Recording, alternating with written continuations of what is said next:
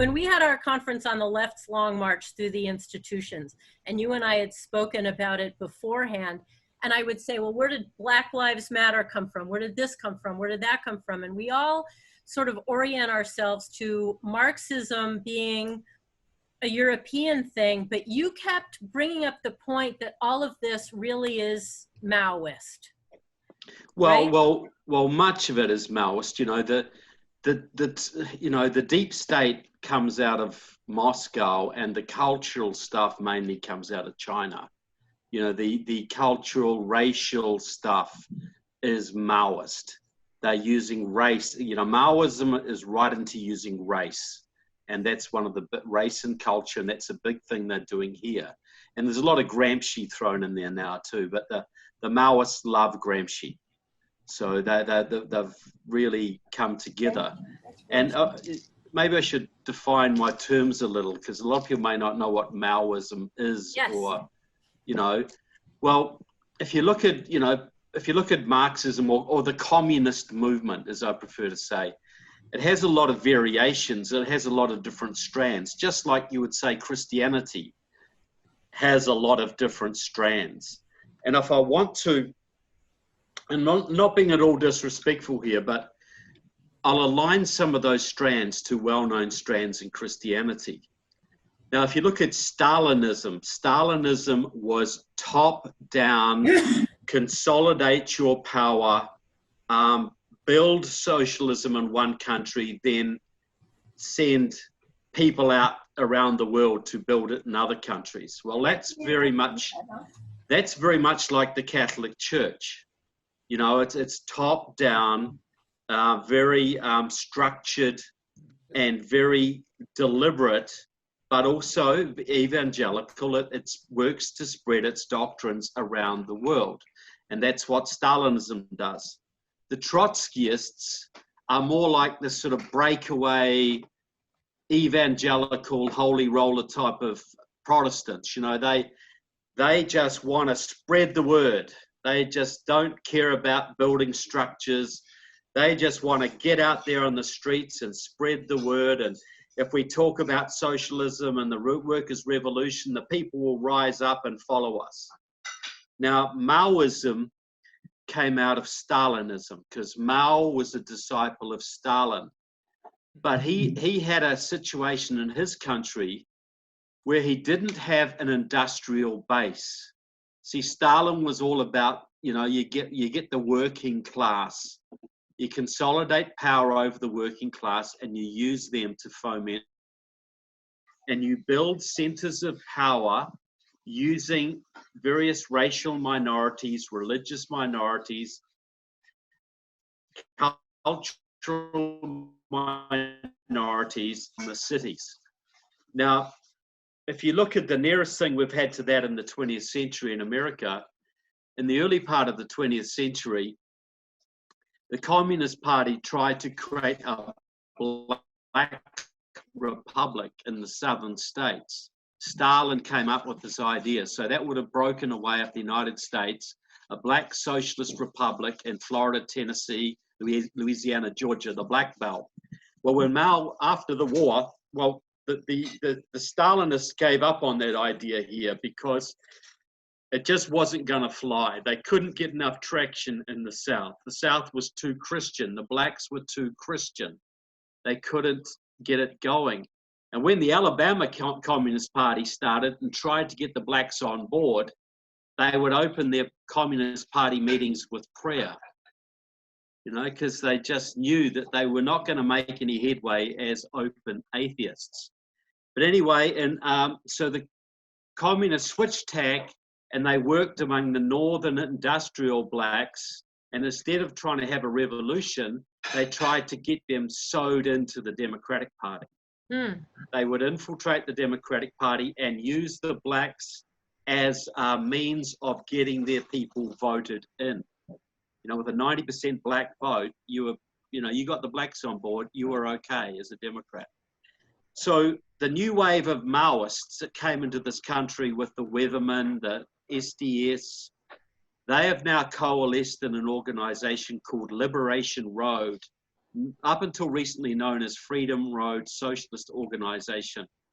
These are the American Maoists, and they are working in the South amongst the Black and Latino communities to flip the South. If they figure, they call the South the new Confederacy. And if they can flip Florida or North Carolina or Georgia, the Republican Party is destroyed, and they win that way. So they've taken over Jackson, Mississippi, for instance. They've pretty much taken over Durham, North Carolina. They've flipped Virginia to the Democrats. So these are pro-Chinese communists flipping states in the South, right? And nobody knows it. Nobody's doing anything about this. Now, so they're using racial politics to do it. And their model is Jesse Jackson. You know, you remember Jesse Jackson in the 80s, the old scamster, you know? He got the minorities together. He got the progressive blacks, progressive whites, progressive Latinos, progressive gays for the lavender stripe, progressive environmentalists for the green stripe. Now it would be the Muslim stripe. He got the, you know, so this was his rainbow coalition, all the colors of the rainbow. Right. And he got 7 million votes with that in 1988 and fourth in the Democratic primary. But in those days, minorities were 12% of the population. Now they are 38%. There are millions of blacks and Latinos and Muslims and Asian Americans in the southern states who are Democrats but don't normally vote. So these people are now putting hundreds of millions of dollars into the southern states. They almost won with Stacey Abrams in Georgia. They almost won with Andrew Gillum, a complete Maoist communist in Florida. They did win in Arizona. Now Kirsten Sinema, a Communist Party supporter, is now the senator from that state. And they ran Ted Cruz very close in Texas. Ted Cruz should have won against Beto O'Rourke by 15 points. He won by 3 because the Maoist communists had signed up hundreds of thousands of new black and Latino voters in the suburbs of San Antonio, Fort Worth, Dallas, Austin, and Houston. And that's how they're flipping the states. That's just how they flipped San Francisco. San Francisco is run by China. San Francisco is a Chinese enclave. And it's run because most of the San Francisco Board of Supervisors are allied to Liberation Road. Willie Brown, who was the mayor of San Francisco for some time, is a Communist Party supporter very close to China. Dianne Feinstein, who was the mayor of San Francisco, has worked with the communists and the Chinese for 30 years now. She is the one who got the Chinese most favored, got them into the World Trade Organization, which built the economy they have today. So Maoism is the brand of communism that in this country gains power through race. Now, Black Lives Matter is a completely Maoist organization. The concept of critical race theory, the concept of white privilege comes out of the Maoist movement.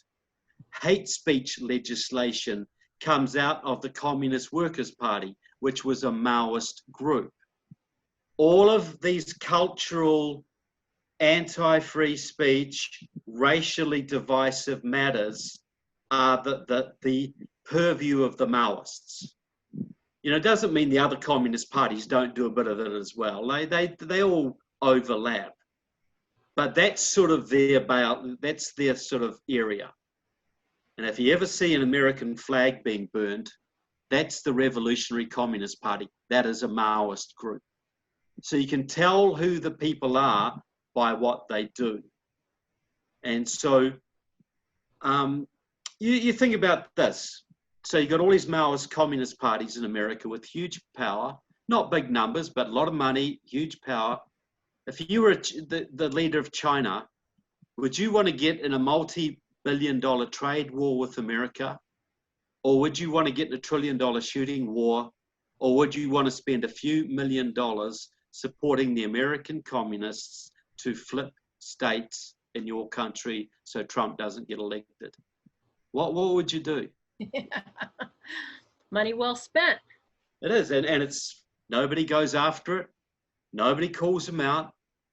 It's virtually, it's virtually foolproof. Right. Nobody calls them out, and they just flipped Virginia. One of the reddest states in the Union is now completely blue because a Maoist communist group flipped it, and they boasted about it in an op-ed in the New York Times, and still nobody actually realizes what they've done. It's just demographics. Oh, look, it was just trending. It's just because all the people are moving out of Washington, D.C. into the suburbs. No, it's because Maoist communists using maps generated out of Wuhan University in China, specific precinct by precinct maps generated out of a communist Chinese university, signed up 300,000 minority voters in that state and worked with the governor to give 200,000 felons the right to vote. That's why Virginia's blue, because the Chinese made it blue. And they're doing the same in Florida, the same in North Carolina, and they're working on Texas. They've already got large chunks of California, and now they're sending people into Nevada out of the Bay Area to make sure Nevada stays blue. So to what extent is this, does the Democrat Party know this, is aware of it, is on board with it, is obviously they're on board with it, but what is the awareness, or they're using it as a tool, or are they just swept up in this united in hate thing, or how overt is this alliance? Well, I think it's quite overt. There's key people. Tucker Carlson had a former CIA officer on his program about 3 weeks ago. And David, somebody Carlson or something like that, you can look it up. And this guy is a Democrat. And he said, I am very worried that my party is following the Chinese line over the COVID virus. And Tucker said, well, why? And he said, well, some of them are obviously useful idiots, but I got to believe that many of them are paid Chinese agents. Mm-hmm. Now, you think, how could that be? Well, I'll give you two examples. Judy Chu from the San Gabriel Valley. Some of you might know her and admire her as a wonderful American. She was a long-time supporter of the Communist Workers' Party, a militant pro-Chinese group, the people who gave you hate speech laws, and she's been a big promulgator of those on the Judiciary Committee.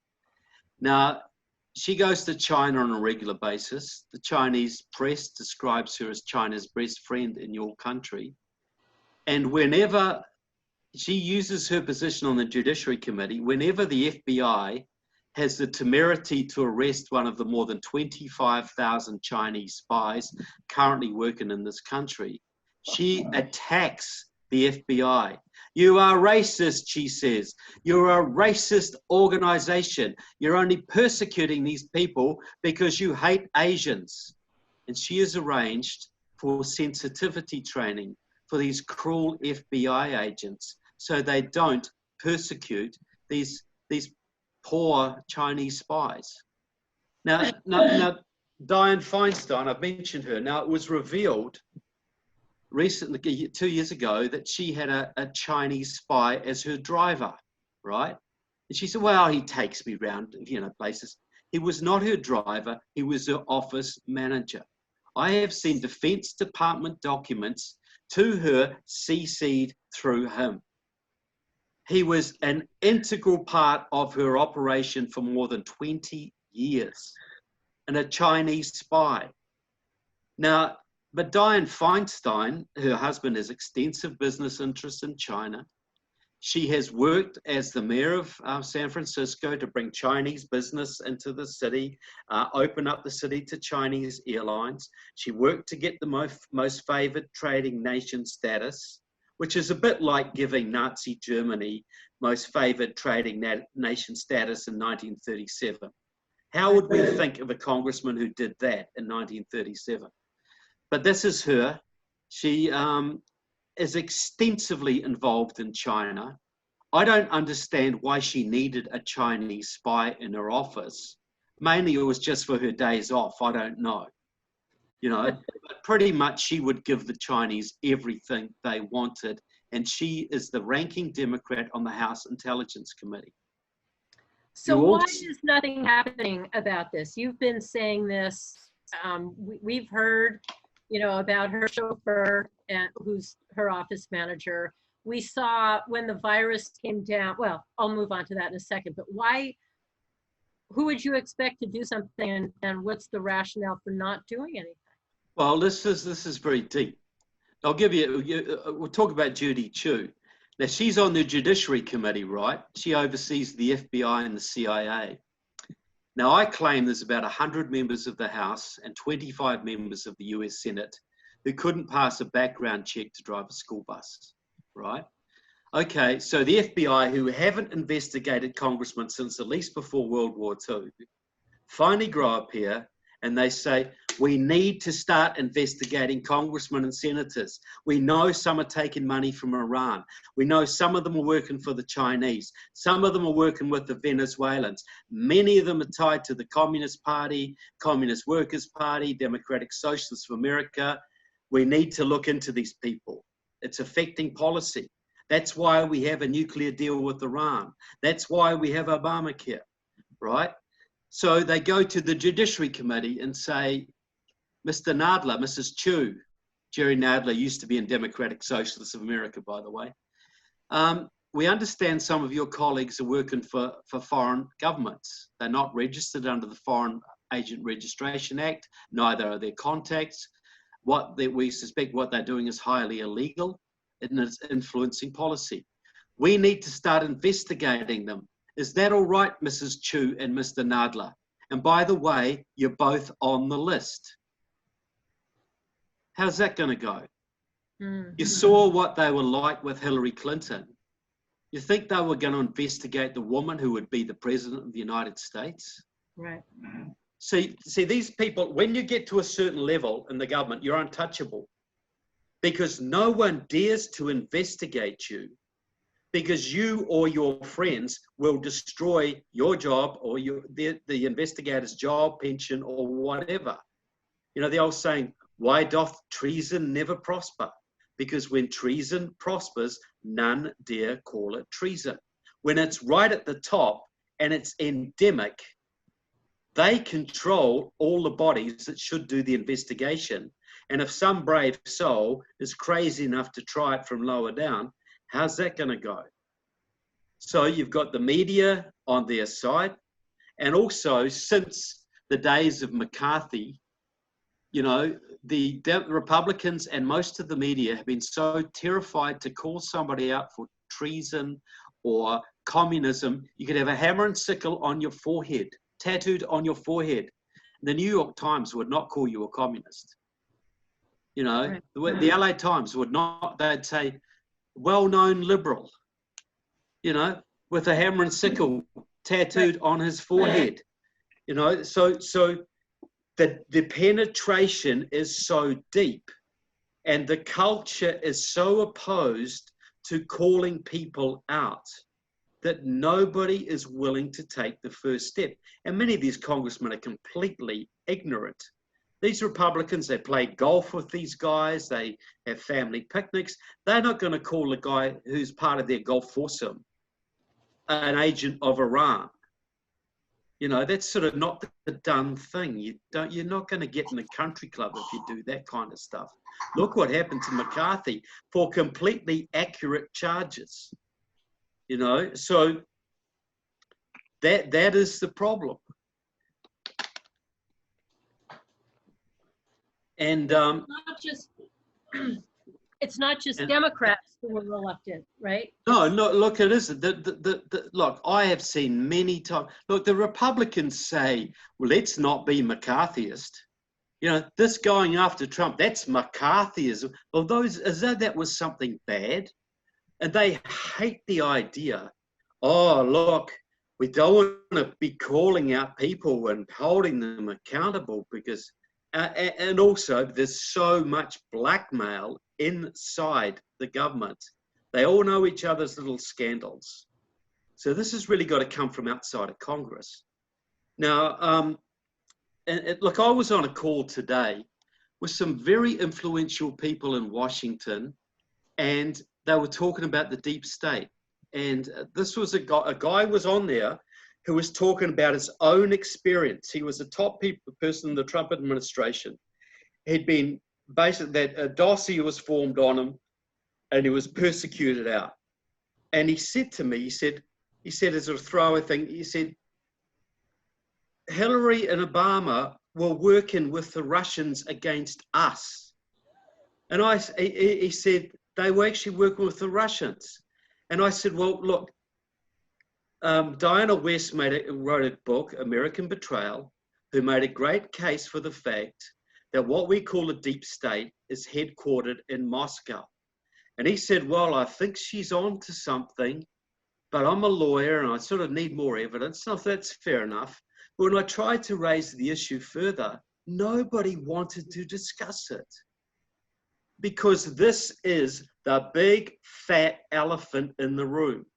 America is in the state it's in because it's completely penetrated by Iranian, Russian, Chinese, Cuban, and Venezuelan, and Pakistani, and Muslim Brotherhood agents at every level in the security services, at every level in Congress, and even in the Trump White House.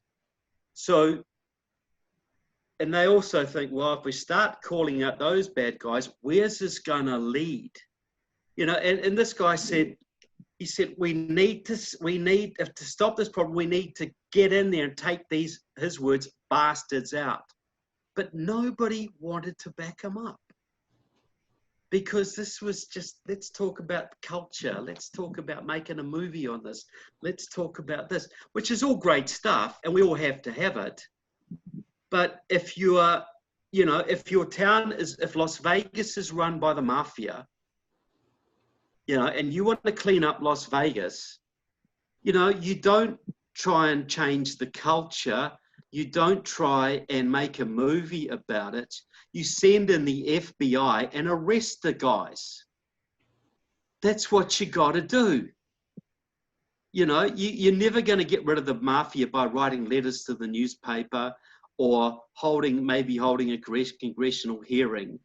All they respond to is 30-year jail sentences and the witness protection program, which I'd like to address a bit later as what I think is the best way of cleaning out the deep state. But, you know,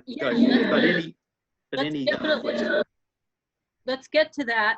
But when you talked about the Russians, the Chinese, the Venezuelans, the Iranians, the Republicans aren't doing anything, but the Democrats have embraced them. Noni Darwish has said Islam would be on its way out globally if it weren't for the left. Venezuela, you know, the left, right? All of these, without the American left and the global left, these wouldn't have a foothold. And by left, I mean Democrats, and I mean the media, and I mean the schools, right? Those are their empowering agents. The Republicans we can blame for not taking steps to stop it, but the Democrats have embraced them, right? They're united in hate, Jamie Glassoff's title, and they're enemies within, right? It's absolutely. The Democratic Party is now an enemy of the United States. Right. And they're aligned with all these foreign enemies. You know, what's that famous oath? You got to guard the Constitution against all enemies, foreign and domestic. Yeah. When was the last time we called out a foreign enemy, let alone prosecuted one? Right. Well, Trump, right? That's. Well, he does, but he'll call about. But he has yet to go and say, well, Fred is working for the Chinese and he's working with Dianne Feinstein. No, yes, I mean, yes. Trump is an enemy of America. Yeah, yeah. Right, he's the enemy within. But right, and he speaks it, but we're not seeing action. Look, he's been talking about designating the Muslim Brotherhood as a terrorist organization for 4 years, 3 years now. You know, he could do it with the stroke of a pen. So, you know, this guy said today too, this guy who was in the Trump administration, he says, really, the Trump administration is doing great things for America, but it doesn't understand what the deep state is. It doesn't actually get it. They think they can placate these people. If they just ridicule them, if they marginalize them, they'll go away. No, they won't. No. I'm trying to ridicule cancer out of existence. You know, I got cancer. I'm going to laugh at it. You know, that'll make it go away. Right. Right. You know, I'll hold a hearing on it. I'll tweet about my cancer. No, you've got to get a big, dirty, big surgeon's knife and get in there and cut it out. And you cannot, no country can survive with the level of treason that this country has. No, the Russians wouldn't tolerate 100 pro-Americans in their Duma. The Cubans wouldn't tolerate 100 American patriots in their Communist Party assembly. They wouldn't tolerate one. Yet we tolerate a quarter of each body. You know, how the heads of all the main committees. How is that supposed to work? How is that supposed to work? I mean, it's an astounding thing. We're used to talking about them, the left generally, in the media, in Hollywood, in schools, in the culture generally, and maybe factions, but they're literally sitting in our governing bodies, literally in our foreign intel. There was the big hue and cry about Ilhan Omar being a Qatari agent. Right. She was named in a court case as a Qatari agent. And who's saying a thing about it? Right. You know, wouldn't you think that's newsworthy or worthy of kicking her off every committee in Congress at the very least? At least investigating the claims. And yet we don't investigate, where we don't.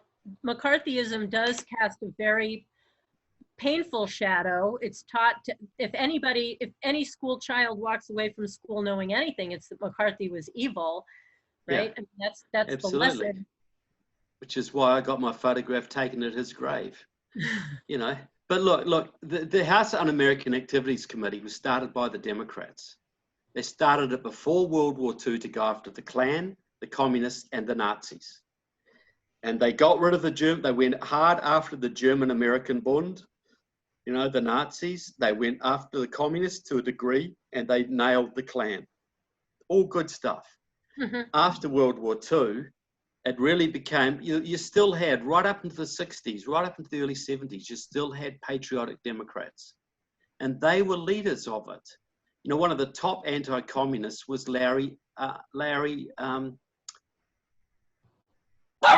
gentleman from Georgia. McDonald. Larry McDonald. Yeah. Larry McDonald was a Democrat, and he led the charge on this kind of stuff. But that's all gone now. You know, in the 1970s, John Conyers, head of the Judiciary Committee and an arrant communist, abolished the House Un-American Activities Committee. And this country has had no meaningful internal security since. There's no real meaningful, there's no loyalty test, there's no investigation of congressmen, there's no security background checks. You can be the head of the Homeland Security Committee like Benny Thompson and get no background check, even though he went to Cuba in 2000 to meet Fidel Castro to arrange for young American radicals to get free medical training in Cuba, many of them the sons and daughters of Communist Party members who are now all through your communities working for Cuba. That was done by Benny Thompson, who now heads the Homeland Security Committee. You think he's going to go after them? Yeah. No, and we have people whose goal ultimately is the destruction of us in our governing bodies, as you say. Absolutely. What do you do? And you mentioned this is the cancer. This is our cancer, and we're not even bothering with the scalpel. We're not bothering with chemo. We're not even taking vitamins. Nothing. You know, For me not. to do the stuff that I used to do, I needed a top secret security clearance, and it was serious business. And what that instills in you is the supreme importance of the work that we do and how important it is to protect it. A very prolonged process. And to realize that our people who have access to stuff even more more serious than what I had went through literally nothing. It's such a slap in the face to us and to our servicemen and women, to our intelligence community, to anybody who cares. Isn't it insane? You know, you go through a massive, you're working on submarines, you did a big background check, they check out your family, your overseas travel, your finances, everything, and you work on sonar or whatever you do, you come up with stuff, and then someone like Joe Courtney, who serves on the Armed Services Committee overseeing submarine technology, is having regular meetings with the Communist Party USA, a Chinese organization, pro-Chinese organization, who are now challenging America in submarine technology. How absolutely insane is that? Absolutely insane. And you lock every single door of you've got the crown jewels of London in your house. You lock every single door, but you leave the front door wide open and have a big sign up there saying the crown jewels are in here. Have at it. That's what we're doing. And worse, the people guarding the crown jewels, their lives are at risk, right? They've signed up to protect. So it's not just take the crown jewels, it's all the men and women whose lives are now at risk. Well, you know, you think about it, you send thousands of young American men and women overseas every day to fight horrible foreign enemies. And every single day they are being betrayed in your Congress and your Senate by traitors. That's how you lost the Korean War. That's how you lost China. That's how you lost Vietnam. That's how Iraq had to drag out for years. That's how you can't win Afghanistan, because your troops are not allowed to win because you got traitors making sure they don't win. You know, how can you send your kids overseas to fight like that and not take the time to make sure the people running the operation are trustworthy? Now, how can you look them in the eye? So I want you to go and risk your life, but I'm not going to bother about making sure the guys giving you orders are trustworthy. Yeah, it is really, it's an astounding and vicious and destructive thing. Before we go on to what we can do, let's talk a little bit about the deep roots into the culture, the Black Lives Matter, the hate speech legislation that's coming from that direction. All these restrictions, constraints on our freedom somehow have trickled in through. I'd also like to talk a little bit later also about how and why China is weaponizing the COVID virus thing. But, you know, or maybe somebody can ask me that in a question later. But yeah, just I don't want to miss that. But so you want to talk about the hate speech and what's going on there? Yes. Okay. Well, as I said before, the whole concept of hate speech is completely unconstitutional, and it comes out of the Maoist movement. And so the Maoists decide they want to get in, they want to agitate the races, they want to have affirmative action, they want to use the minorities as a battering ram against what they see as white Christian capitalism. So to make sure we don't push back, we have to criminalize racial stuff. There was two aspects of this. First, they got to redefine racism. Now, in the churches, you'll find a concept now called critical race theory, and I'll give it a little bit of a background. That's now part of the Baptist church playbook, for instance. Critical race theory, it means if you're white, you're automatically racist. And to end racism, you have to, and you can only be racist, only a white person can be racist, because it's not a personal failing, it's a societal phenomenon. It means that the dominant culture uses race to oppress minorities. So the dominant culture in America, according to the Marxists, is white Christian capitalism. So to end racism, we have to end white Christian capitalism. Okay, so hate speech laws are put in so that white Christian capitalism can't fight back. Because if you call out Black Lives Matter, you're a racist. If you say, I don't like affirmative action, you're a racist. If you know it off and on. Now, this was formulated by a man called James Cone. He was active in Democratic Socialists of America. He wrote a book called Marxism and the Black Churches, What Do They Have to Offer Each Other? Now, he went to Cuba in 1982 to meet Fidel Castro and a whole lot of Soviet Christian communist fronts, the Christian Peace Crusade, which was a KGB front, the Cuban Baptist Church, which is a Cuban communist front. And the man he took with him was a man called Jeremiah Wright. Some of you might have heard of him, Barack Obama's former pastor, okay? So this is where critical race theory comes from. So in the old days, it was the capitalists oppressing the working class. But that doesn't work very well in Western countries, especially America, because the working class can very soon become part of the capitalist class. And the capitalist class can very soon become part of the working class if they don't watch themselves too. So, but your class can change in America. In Europe, it's more rigid. But in America, it changes very quickly. But your race never changes.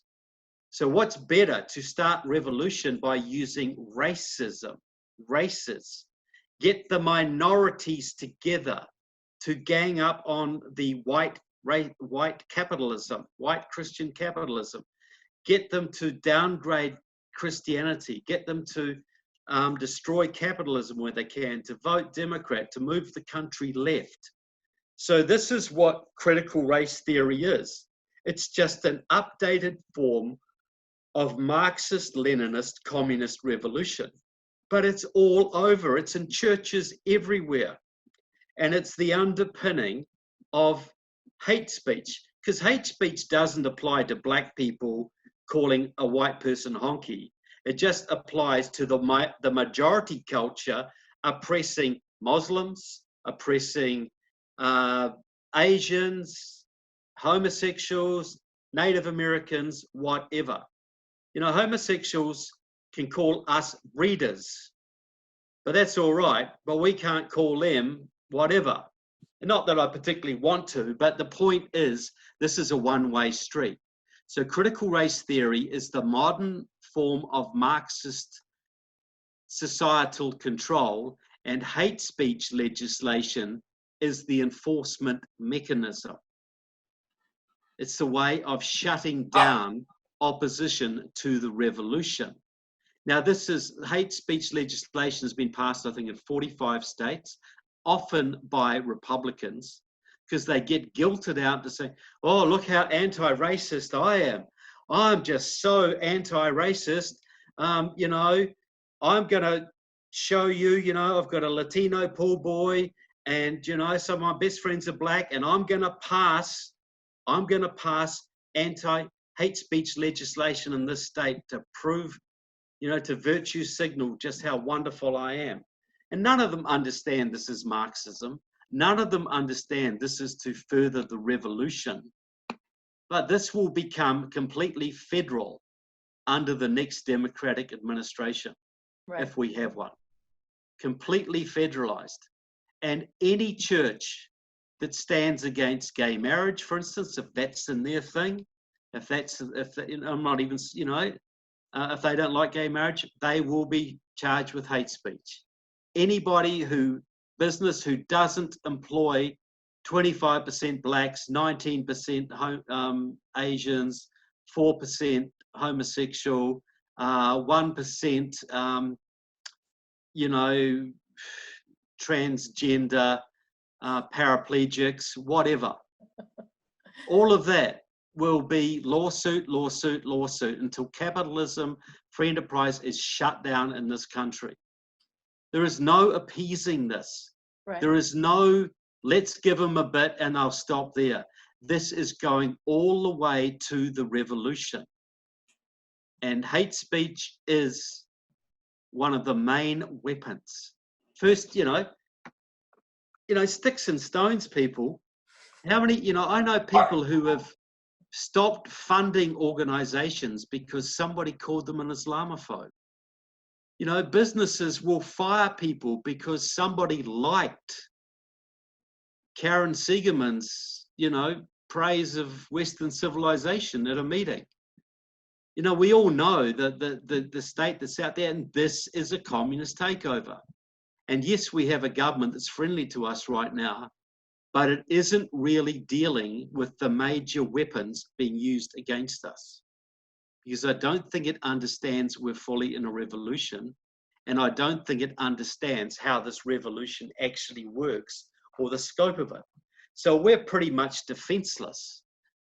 We've got each other, we've got our wits, but we don't have the legal system generally on our side. In fact, the legal system is generally against us, as is the media and much of the culture.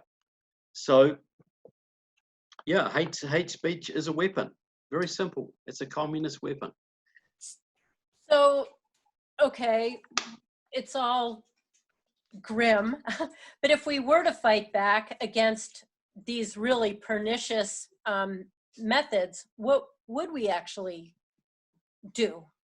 Well, I've got a suggestion that I'm developing, and a bit of feedback would be helpful if people think it's crazy. And this would take a lot of political will, and that's always where these things fail. But I think in the next 2 years, we're going to see violence in this country, and I think we're going to get enough public support to actually start doing the kind of things I'm talking about here. Now, this is what I would do if I was President Trump. See, the biggest problem, I believe, in America is foreign subversive infiltration of the infrastructure. We got businessmen on the take from China. We got multiple scientists working for the Chinese. We got senators on the take from Iran. We've got communists holding all sorts of positions, and they are working with foreign networks to bring this country to its knees. So what do? Well, how did the mafia get at least reduced? Old Guido or Giuseppe or whatever, I hope there's no Italians who report me for hate speech here. If he got arrested by the FBI, he could take 5 years. He could take 5 years standing on his head, and he would never spill the beans. He would keep a murder, and the FBI couldn't crack him. So they could arrest all of these soldiers, and they would still never get to the capos, to the godfathers, right? So what did they do? They started bringing in heavy sentences for things like heroin importation, RICO, etc. That meant Guido didn't go away for 5 years. Guido went away for 30 years. Mm-hmm. Now, Guido wasn't going to stand by for 30 years, especially if he was a bit worried for his safety because the boss might whack him or they weren't looking after his family. 30 years is different from 5 years. So that created a weakness. And so the FBI started putting informants inside the mafia. They got a few in there, and they started busting them open with RICO. And when they busted them, people started squealing. And the squealing would end up, instead of getting one of the mafia in jail, you'd get 60 in jail. That's what broke the back of the families. Now, I'm not saying they're broken, they're still active, but they're not like they used to be, that's for sure. And they need to get another round of it. So does the Russian mafia, the Chinese tongs, etc. But this is what you do, right? President Trump says, executive order, every foreign agent in this country who is not legally registered under the Foreign Agents Registration Act, every spy, every subversive or traitor in this country, or any American working with or for them, has got 3 months to turn themselves in. Amnesty.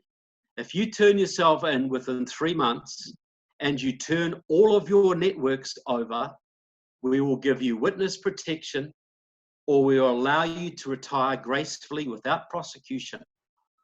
We will look after you. You will have no consequences other than losing your job or being denied any form of security clearance ever again and being watched for the rest of your life. Or you can leave the country between now and then. But if at the end of 3 months you have not turned yourself in, we're going to come after you to the full extent of the law. And if we catch you, you will get 30 years. You'll get the maximum we can give you. So every foreign agent in the country's thinking, oh, I could get 30 years for doing this. Am I going to leave the country now? Am I going to turn myself in? What am I going to do? Or am I going to tough it out? So, and they're thinking, well, I'm in contact with 8 other people. I have regular dinners with 4 senators, and I've got 2 businessmen on my payroll. What if they turn me in? What if they go to the FBI? I better get to them before they get to me.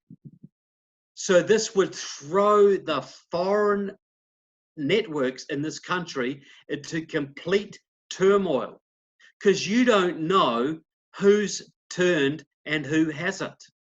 Every time you go to a meeting with a senator, is he wearing a wire?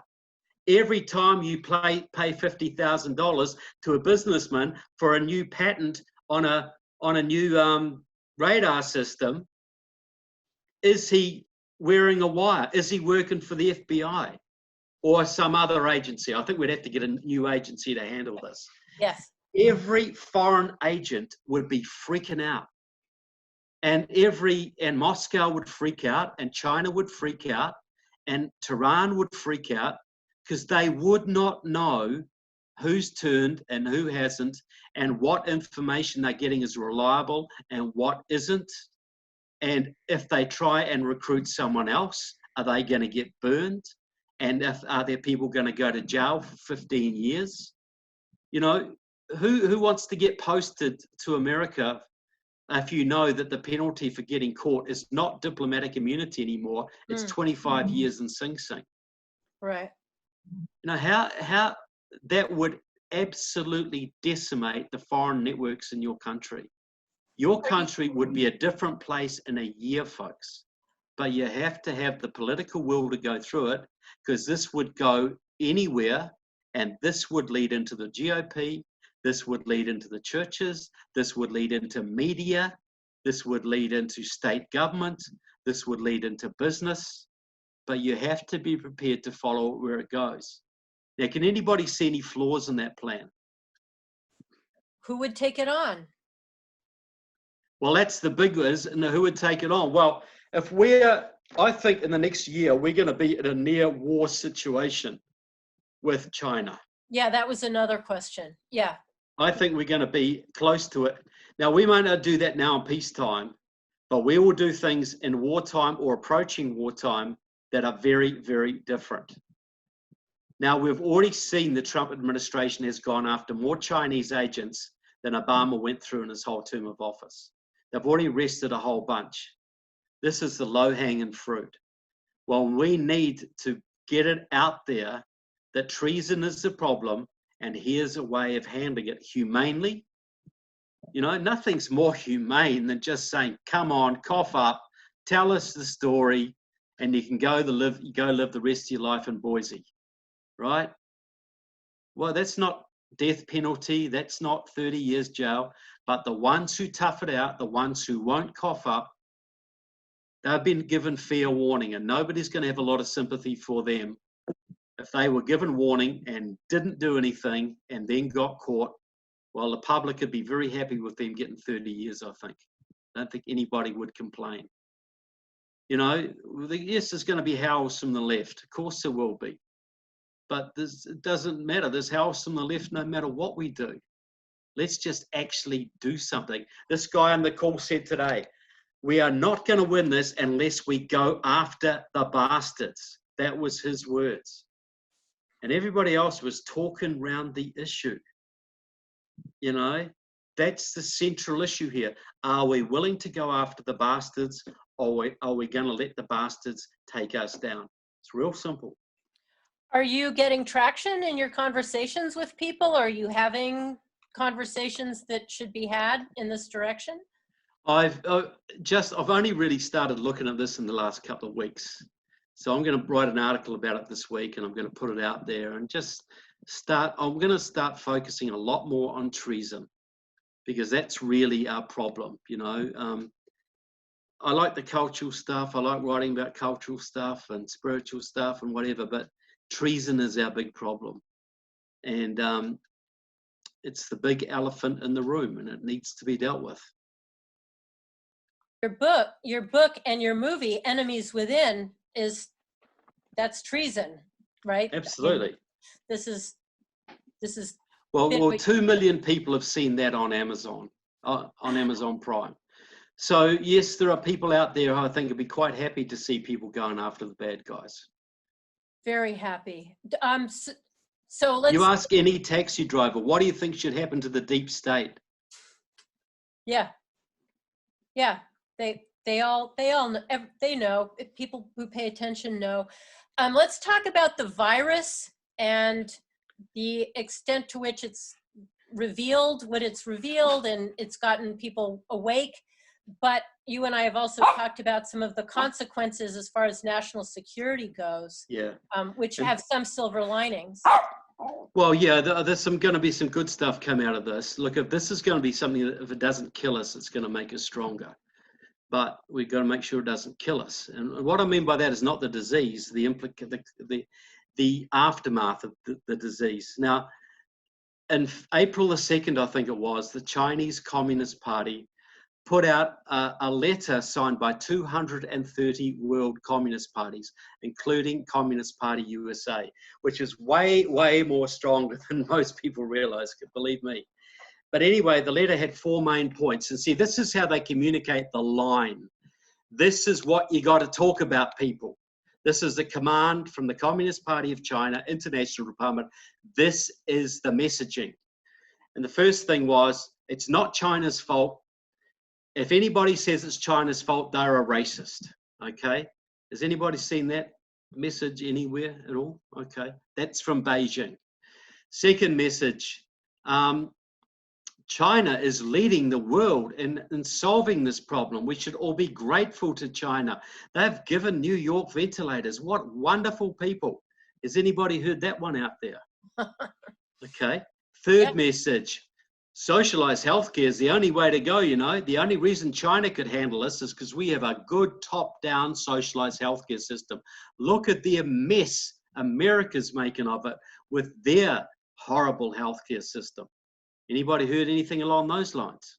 Absolutely. But the big message is blame Trump, blame America, blame Trump, blame America, blame Trump, blame America. Okay? Everybody around the world's got to blame Trump for this. Everybody. Not China, Trump. Came from China, almost certainly deliberately released, but Trump's fault. So why? Why have the Democrats bought into this, as the CIA guy said? Well, it's real simple. The Democrats all want to get rid of Trump. Some of them want to get rid of America as well. China wants to get rid of Trump, and they want to get rid of America. Actually, they want to occupy America. Now, you know, the Chinese just got a caning on trade with Trump. First president ever to not give them everything they wanted. The Taiwan elections went to the anti-communists, not the communists, which didn't please China. And they just got embarrassed over Hong Kong. Now they're going in there to wipe those people out, effectively. So they were thinking, 4 more years of this crazy guy? Can we handle this? We're going to take him down. So the first couple of weeks that the virus was out there, you get Nancy Pelosi going to Chinatown saying, oh, you got to go to Chinatown. If you don't go to Chinatown, you're a racist. Ocasio-Cortez, oh, if you're not going to Chinese restaurants, you're a racist. Bill de Blasio, oh, it's nothing to worry about. We don't want to be racist. You know, that's why it got a big foothold in Italy, because when it started coming, the Italians didn't want to clamp down on the thousands of Chinese coming in there because they didn't want to be seen to be racist. Okay. When they had textile workers come in, right? Although northern Italy is full of Chinese, right? So okay, so what's the purpose? Well, obviously, if they could see, and so now you got all the Democrat states trying to make this go on as long as possible, because it's now weaponized. It changed on a dime. Instead of, it's nothing, let's not be racist, Trump's crazy for having a travel ban on China. Now it's the Black Plague. Now it's going to kill 2 million people. Now it's absolutely out of control. It's going to kill us all if we don't lock the whole country down. And as soon as we start unlocking it, we're going to get another wave. And any American who thinks that way is a fascist, racist, Nazi who should be in jail, right? That's the messaging now. Yes. So you destroy the economy, you take away Trump's big ace, do you not? You make it real hard to win the election. They've already taken away social media, much of it. You take away the economy as well, that reduces Trump's chances a lot. Right. We'll see how it goes, but a lot so far. I would have said he had a 65% chance of winning in January. I'd say it's 45 now, maybe 40, right? So you destroy the economy, you destroy Trump. But what else do you do? Obama gutted the US military. He reduced the US military to World War II levels or below in some instances. The Democrats haven't built a nuclear weapon since 1992. The Russians and the Chinese are arming like crazy. And the only thing keeping them away is a strong US military. So Obama guts it on Russian orders, I have absolutely no doubt. None whatsoever. I know so much about that guy I didn't know then, I'll tell you. Okay, so Trump gets into office and he recognizes the threat.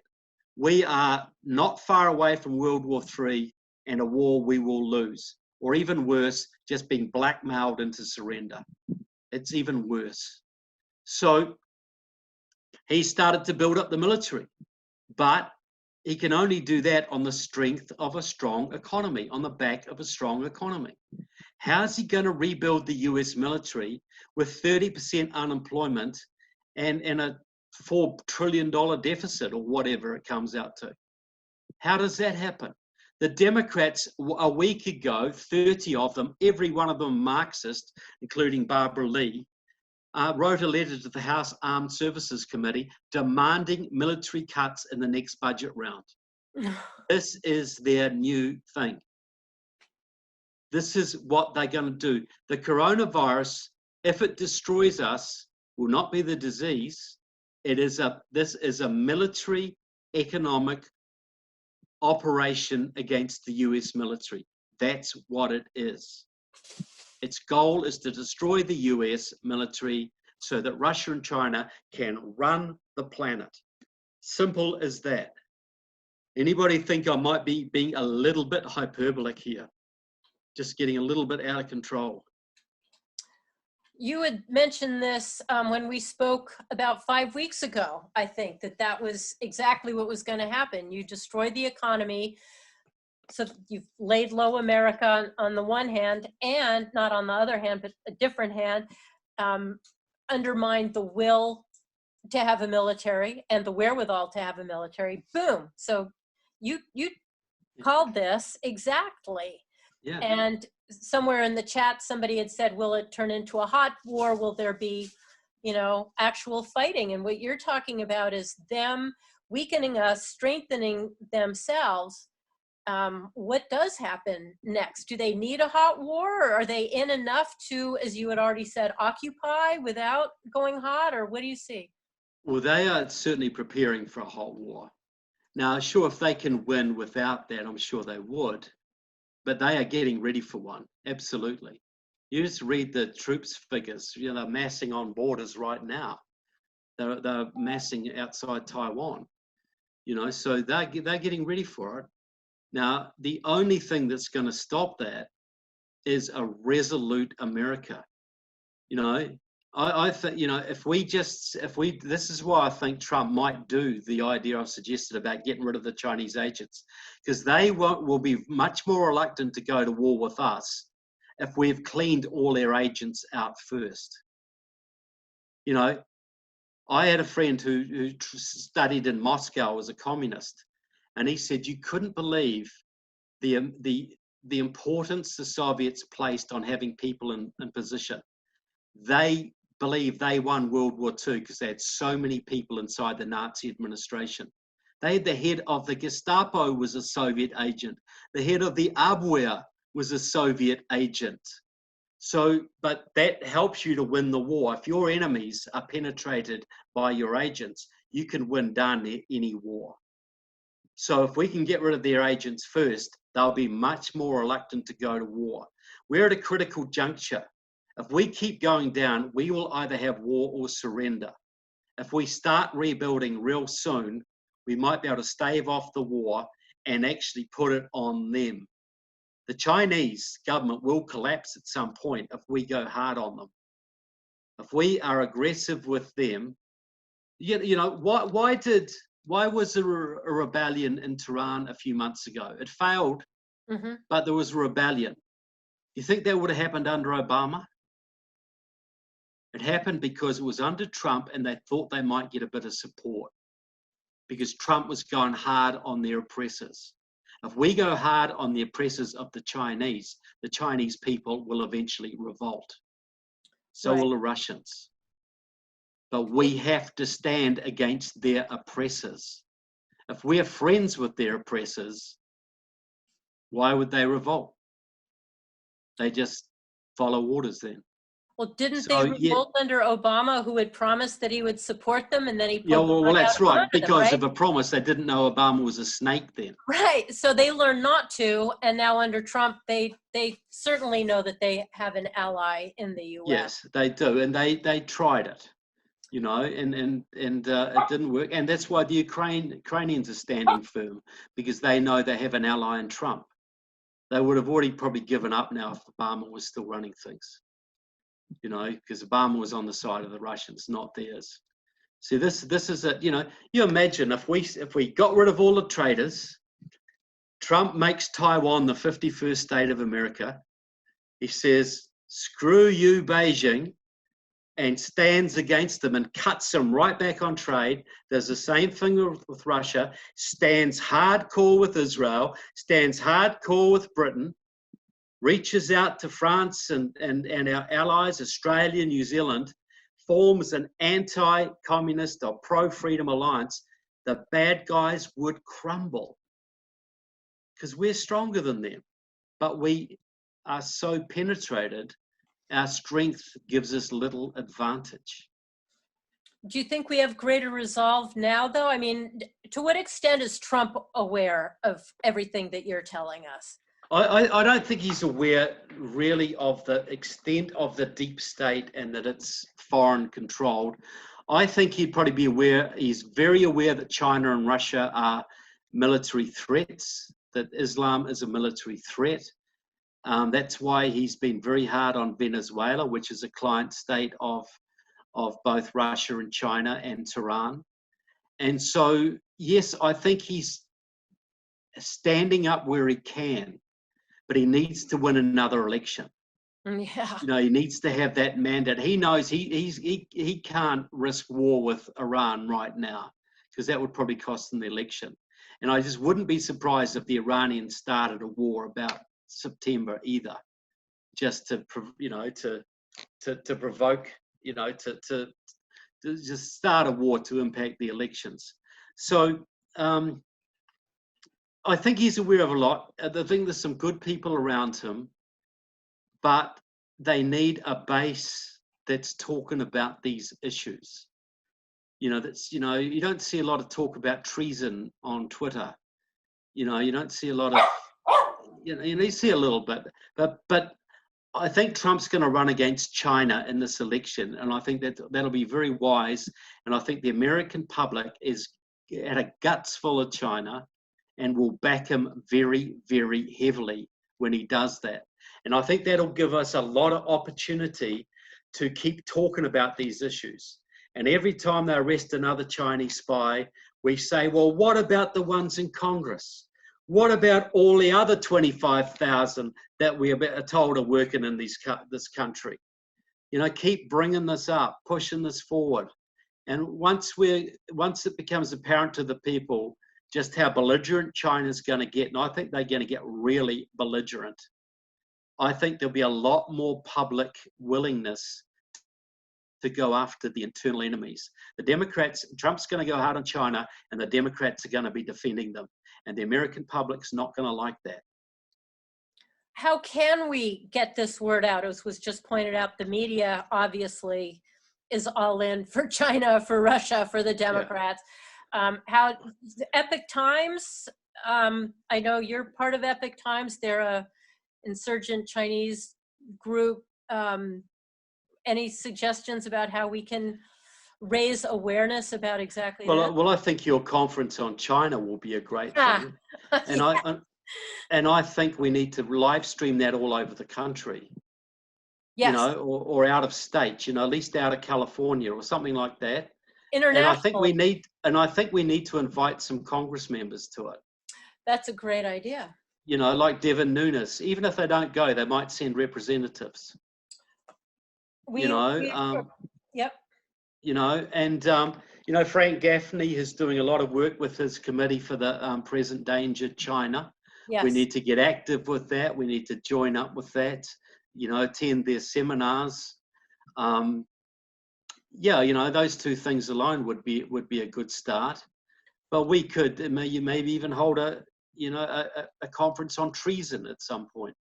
That's a great idea. As far as China, though, we did just have Curtis Ellis on last week, and he pointed us to boycott China and various organizations. Absolutely. Doing that. Yeah. And the Chinese. Well, put it this way. Right. Yeah. Put it this way: if you knew what you knew now, and you lived in 1938 America, would you boycott German products? Absolutely. Of course. Is it worth? We do everything to spread the word about what's going on. Absolutely, we would. Now, and another little point. America lost 58,000 men in Vietnam, mainly because traitors like John Conyers made that happen. So they weren't allowed to win. Well, how many deaths from fentanyl happened in this country over the last 2 years, folks? Right. It's over 60,000. Where does the fentanyl come from? Oh, guess what? It comes from China. Now, but of course, the Chinese authorities don't know this is going on, do they? No, of course not. No, they know everything is happening in China. They know when you break wind, but they don't know that tons of fentanyl are being shipped to America. The Chinese have been deliberately using drugs to screw up this country since the Vietnam War. They feel morally superior about it because that's what Britain did with opium in the 19th century. So it's fair trade, isn't it? And another even part of that cycle, which is bankrupting our factories. Yeah. So the economic piece, and then coming in as a savior with fentanyl, because such despair that they've sown. So, this is a demoralization thing. Right. You gut the industries. Henry Kissinger, one of the greatest traitors who ever walked in this country, sold Nixon on the idea that if we play China off against Russia, they'll become more like us, right? Kissinger was a Soviet agent. He started a group in 1990 called the Committee of 100. It's 150 top pro-Chinese activists, businessmen, religious leaders, literary figures. It's China's biggest propaganda arm in this country, and Henry Kissinger started it. And Henry Kissinger was the one who sold us on trading with China. So what did we do? We gutted our industry. And you tell me how you defend your country without a manufacturing base. Right. How do you do it? Oh, we need to build some more tanks to stop the Chinese invading Hawaii. Oh, okay. Beijing, can we have a few more ton, please? Right. You know, It's so they ruin your industry. They degrade your people with drugs.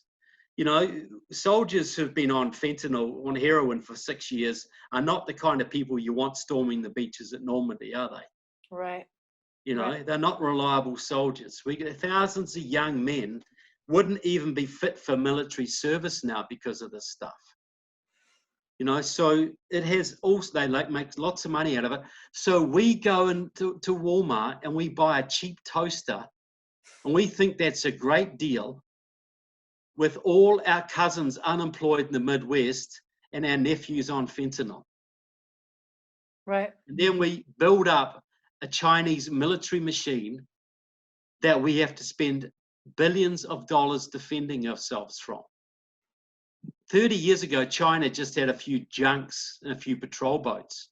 Right. It couldn't have invaded Taiwan if it tried. It couldn't have invaded Fiji. You know, now it threatens America because we built it up.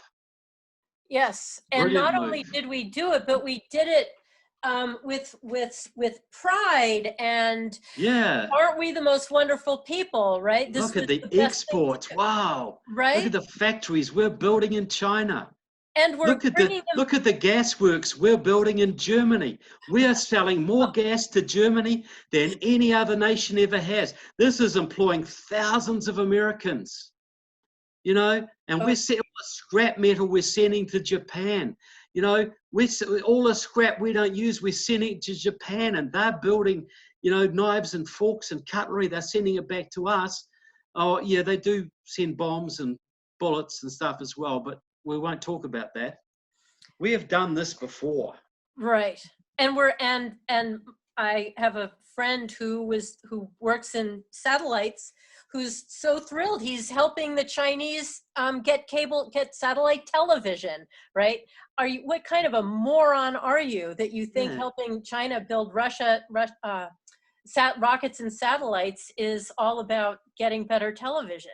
Seriously. Yeah, So, or 5G, you're giving 5G for them right. to monitor every telephone conversation in the world, you know? Right. Yeah, these people have no clue, No clue. you know, that we've been sold this thing for so long. Yeah, the smartest thing you can possibly do is gut your own industry and build up the country that hates you to the position they can actually do something about it. You know? What a brilliant move. Yeah. It's But even a lot of Republicans do this. And so you've even got organizations like the Heritage Foundation pushing this garbage. You know, they go into the right too to push this. You got a lot of senators who are on our side, but they still want their trade with China. You know, they still want it. You know, the Chamber of because Commerce mentality. is it because they're connected to businesses who benefit from it? Is it follow the Well, money? I think it largely is, yeah. Like, you know, Elaine Chao, who's in the Secretary of Transport, you know, Yeah. married to Mitch McConnell, has huge business interests in China.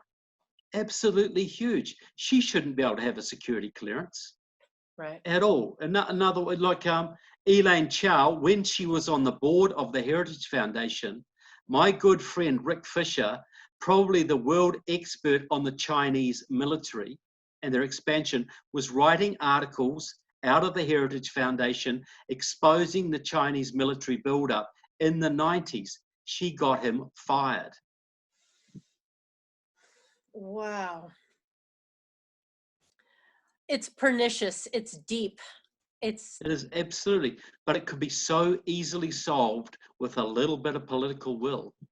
right. You know, Trump has the political will, you would say? Trump has if he had, look, I think with the he would second in the term? right circumstances. He has to have a bit more awareness and a bit more urgency. Yeah. He's fighting so many fires right now. I don't think he'd want to mount this right now because you're worried it'll blow up in his face. But Right. after the election, I think he would do anything to stick it to the left, to stick it to China. Because he really wants a legacy of leaving America greater than it was. And he knows that just doing what he's done, all it's done is really buy us some time. You know, he's done some great things. You know, he's set things up and energy independent and rebuilding the military. All this is good stuff, but it's not enough on its own. And it's, you know, look, you imagine had Benedict Arnold been successful in the Revolutionary War. Wow. Imagine had he not been caught. Yeah. Well, that revolution might have failed. Well, we've got way more than one Benedict Arnold in the Congress and the Senate right now. What a great way to put that. How chilling that is. And we don't realize, we so take for granted that revolution thing that happened was successful without really thinking about how close we came time after time after time to it not be. And you talk about, you know, Germany 33, 38, would we have known and what would we have done? And I think there's not one among us who doesn't believe that we would have stood strong against that. And now here we are facing, you know, as you said, we've been here before, as individuals, aside from boycotting China and coming to our AFA China conference, anything you suggest that we do? Well, I think, you know, we have to build bridges to our leaders. And I think starting with inviting congressmen or at least their aides to AFA events, especially national security focused events, would be a good way, and actually starting to formulate delegations who visit Congress members on a regular basis to discuss the kind of issues I've talked about. To actually put them on notice and say, well, you know, we know this stuff. What are you going to do? See, you've got to build a movement, but there's no excuse for executive power either, is there? We've got to build the movement that gets the urgency going and the understanding, but we've actually got to have people who will pull the lever, who will do the stuff. And so we have to be building our bridges to congressmen, identifying those who will work with us. I think there's 5 or 6 in Congress who would at least be amenable to talking to us about this kind of thing. That was my next question. Who do you think those are, aside from, you mentioned Devin Nunes? Yeah, Nunes, there's a congressman out of Philadelphia, I just forgotten his, Pennsylvania, forgotten his name, Louis Gohmert, Yeah. I think Ted Cruz, Tom Cotton. There'll be another 4 or 5 I could think of. Cotton was onto the virus thing as being a Chinese entree before anybody I knew of, but I'm sure you were right along there. He has made a consistent stand on this, and he's been pilloried for it. I think he is a good man, but these guys, you know, Tom McClintock too. Tom McClintock. Yeah. Okay, Tom is another one I think would be worth approaching. Absolutely. You know, at least talking to him and seeing where it leads. You know, it would take one appointment with most of these guys to find out whether it's actually worth pursuing or not. You know. But that's the tier to build it before it goes to President Trump, as you say. He's fighting. Yeah. You know, exactly. You know, we've got to tackle this on all levels, using our Twitter and using whatever. But we've got to talk to our leaders and give those leaders bold enough to make a stand some support. You know, had Joseph McCarthy had a real bench of support behind him, he might have been able to go on for a lot longer. You know, had B1 Bob Dornan not been taken out in Santa Ana in 1996, he might have achieved a lot of good stuff. You know, Alan West got taken out. You know, he got 1 term in office, and the Muslim Brotherhood made it a priority to get rid of him. Right. And they did. And now he's standing for the Republican Party of Texas when he gets through with his motorcycle injuries. Yeah. So, yeah, we have people there. We have a base out there of people. Look, I think with the Chinese situation, the coronavirus, I think if we haven't had a window of opportunity before, we have now. And we need to make the maximum use of it. You know, does anyone who's been listening tonight think I'm exaggerating the national security aspect of this? You know, because I'm willing to be challenged. I'm willing to, if people think, look, Loudon's crazy, Loudon's exaggerating, he's pushing his own barrow, just trying to sell his books, all this kind of thing. And by the way, while I remember, if you haven't got Enemies Within, White House Reds, order it today from my website. It exposes all the communist backgrounds of all the Democrat candidates. That's a new one. Yeah, that's just out about a month ago, and I'll be bringing it to your event. But yes, it profiles Biden. It gives Biden's deep communist background. He's probably the worst of them, and he is the moderate, so they tell us. And Tulsi Gabbard's and Amy Klobuchar's communist background. Mrs. Nice from Minnesota, Amy Klobuchar. Who else? Deval Patrick, Pete Buttigieg's extreme Marxist background, Julian Castro's Communist Party background, Tulsi Gabbard's pro-Russian background, obviously Elizabeth Warren, obviously Bernie, obviously Tom Steyer. Of the top 11 standing, 10 were Marxists. And you should still get the book, because even though most of them aren't standing, they're either still senators or are going to be the vice president. Right. And the vice president, if they win, will be the president. We all know that Joe Biden will just be playing golf and bingo, most of his presidency. That'll be it. But it's also the pervasive nature of them, whether they're in or not, right? Well, that's right. I say, there are various strands of communism in the Democratic Party, and like Tulsi's out of one strand, Joe's out of another, Julian Castro's out of the Communist Party strand, Cory Booker's out of the Maoist strand, Bernie's out of the Democratic pro-Soviet strand, Joe's out of the pro-Russian strand, pro-Iranian strand, so they all come together. So what it does is give you the history of these strands, right, and how they interwove to take over the Democratic Party. When they could get 10 out of the top 11 candidates as Marxists, that shows you the Democratic Party has problems. That's not the Democratic Party of Harry Truman or JFK. Now, you can get the book on Amazon, but they'll take a couple of months to deliver it. But best way is just go straight to trevorloudon.com. You can order it there. I'll sign it for you, and I'll put it in the mail the next day. You'll get it in 3 or 4 days. So, well, hopefully in 3 or 4 days. So and you'll bring it to the conference, which we've absolutely, I will. Yeah. July 18th and 19th. We're trying to figure out how we can do that. It's possible we can't in LA, but it's very possible we can in Riverside.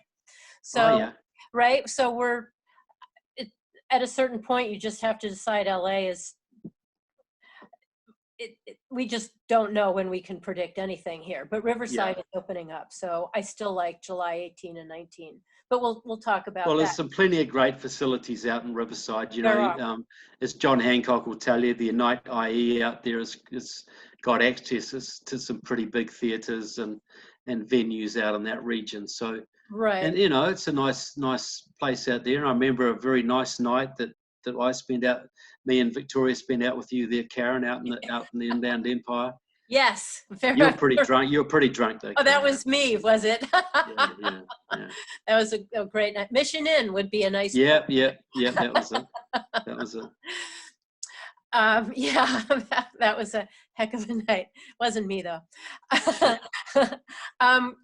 We will definitely, I think live streaming it, we can do it globally from what we're understanding about, we'll do it globally.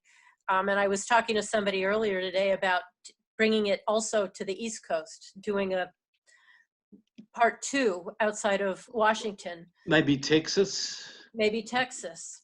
you know, or maybe Florida, Yep. maybe North Carolina. It becomes about, I mean, organizing the thing is, that's a done deal. The tricky part then gets to be who can get people to fill the seats. So we would need. Look, I think you wouldn't have too much of an issue, Karen. Yeah, I don't not think, with this, not with you, not with, yeah, we've built up a heck of a roster. Let me just go through some, so. I'm just going to get a drink of water real Yeah. quick, then we'll take questions if that's all right, Karen. Yeah. Okay, it won't be a sec. Yep. So we're not fans of Nikki Haley, I see. Everybody good?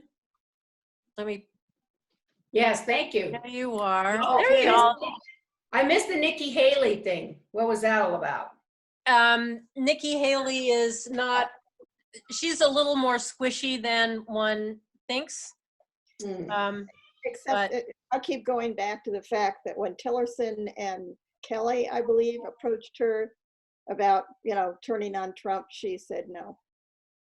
That is true. She is loyal. She was very loyal to Trump. She is tricky. So nobody thinks that this is hyperbole. We're all in agreement. This is, oh, Trevor, you're back. Okay. No, I think you gotta differentiate between loyalty and self-interest. People call Mike Pence loyal and Nikki Haley loyal. You really have to look at the difference between self-interest. That's like, you know, use your hindsight to look at George Herbert Walker Bush. People thought he was loyal, quote unquote, to Reagan, and he was just personal self-interest. He was waiting to get in on the coattails and destroy everything Reagan worked for. So conservatives are very, very, very naive about misunderstanding self-interest versus loyalty in Washington, D.C. of all places. Yeah, it's a very good off my soapbox. Sorry, that just got me. But Trevor, I agree with Deborah too. And Trevor, I don't think you're extreme at all. I'm so happy to hear somebody talk like this, because anytime you talk like this, everybody thinks you're a nutcase. But it's so good to have somebody who's so erudite on the subject and informed and intelligent. So I think it's great. I don't think you're too far out there. It's great. Well, thank you. So we got to make this normal. You know, the way we're talking now is how most Americans would have talked in the 1920s, 1930s, 1940s. It was normal to disapprove of treason, wasn't it? Yeah. You know, it wasn't. People still got hung for it, and when they electrocuted the Rosenbergs, you know, people actually, and I don't actually believe in the death penalty personally, but the public understood that they had betrayed this country to Stalin, and that's not a misdemeanor. Right. You know, they understood that it was, but we've got so soft now that the treason seems to be like jaywalking. Yeah. We got a question before we go to the other ones. The virus and China, to what extent do you think any of it was deliberate? Yeah, that's interesting. Well, the timing was extremely suspicious. Well, the fact that it came from China and numerous credible authorities have said it was genetically engineered, which you're not allowed to say on Facebook or Twitter anymore, by the way. You'll get shut down if you even hint at that. But a French Nobel Prize winning geneticist said this is a genetically engineered virus. So, and we have speeches that have been smuggled out of China from top Chinese generals saying that the Chinese war doctrine is biological warfare against the United States. So that they were doing this stuff. You know, we know they were doing it. COVID, the SARS virus got out of a lab. We know this stuff. So, okay, was it accidental or deliberate? Well, it could have been accidental because Chinese scientists apparently sell their experimental animals on the open market. You know, what could go wrong with that? And, but I think it's more likely deliberate, because if you look at China, you know, okay, they lose a couple of 100,000 old people, who are expensive anyway. They get a bit of an economic hit, but they recover from that because they just force their people to go back to work. But they've destroyed the American economy. Right. You know, they've wrecked the American economy. How many atomic weapons would it have taken them to do that? You know, for a minor virus. You know, so it was a good weapon for them, and we know absolutely they've weaponized it, and they were ready to weaponize it. But the other point is this: is another little clue people don't talk about much. Every year in Wuhan, they have a big New Year festival, big Chinese New Year festival. It's like Mardi Gras, you know. Thousands of people come there from all over the world, you know, Chinese expats to, you know, celebrate the Chinese New Year in Wuhan. Well, when the disease started appearing, the Wuhan authorities asked the Chinese authorities, should we cancel this year's festival? And they were told no. So thousands of Chinese came from Canada, France, Europe, Australia, the United States to party up in Wuhan, and then they all went back to where they came from. If you'd wanted to spread the disease, how could you have found a more effective way of doing so? Right. Look, this more than passes the Hillary Clinton negligence test. You know, this at the absolute extreme, giving them the total benefit of the doubt, this was extreme irresponsible criminal negligence. Right. At most likely it was a covert act of war. That's what I think. One of the shocking bits about this, though, on the good side was, you're absolutely right, obviously. One would expect that all those students who came from around the world to Wuhan for the New Year and then back to their homes, it would have been more, one would expect, it's such a wonderful thing it wasn't more virulent than it is, right? Well, that's right. And look, we don't know whether this was just a shot across the bow. We don't know that there aren't more worse viruses around the corner. You know, we don't know any of this stuff. Was it an experiment? Was it a warning shot? You know, because Trump will know. Trump will know the truth here. He may not be able to tell the public the truth, because that's like saying, well, you know, the Chinese just committed an act of war against us, but I'm not going to do anything about it. You know, there's sort of these things in diplomacy where you sort of can't admit stuff.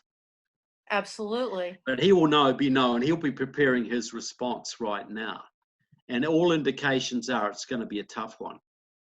God, I hope so. So yes, all we lost was some old people, no harm done, right?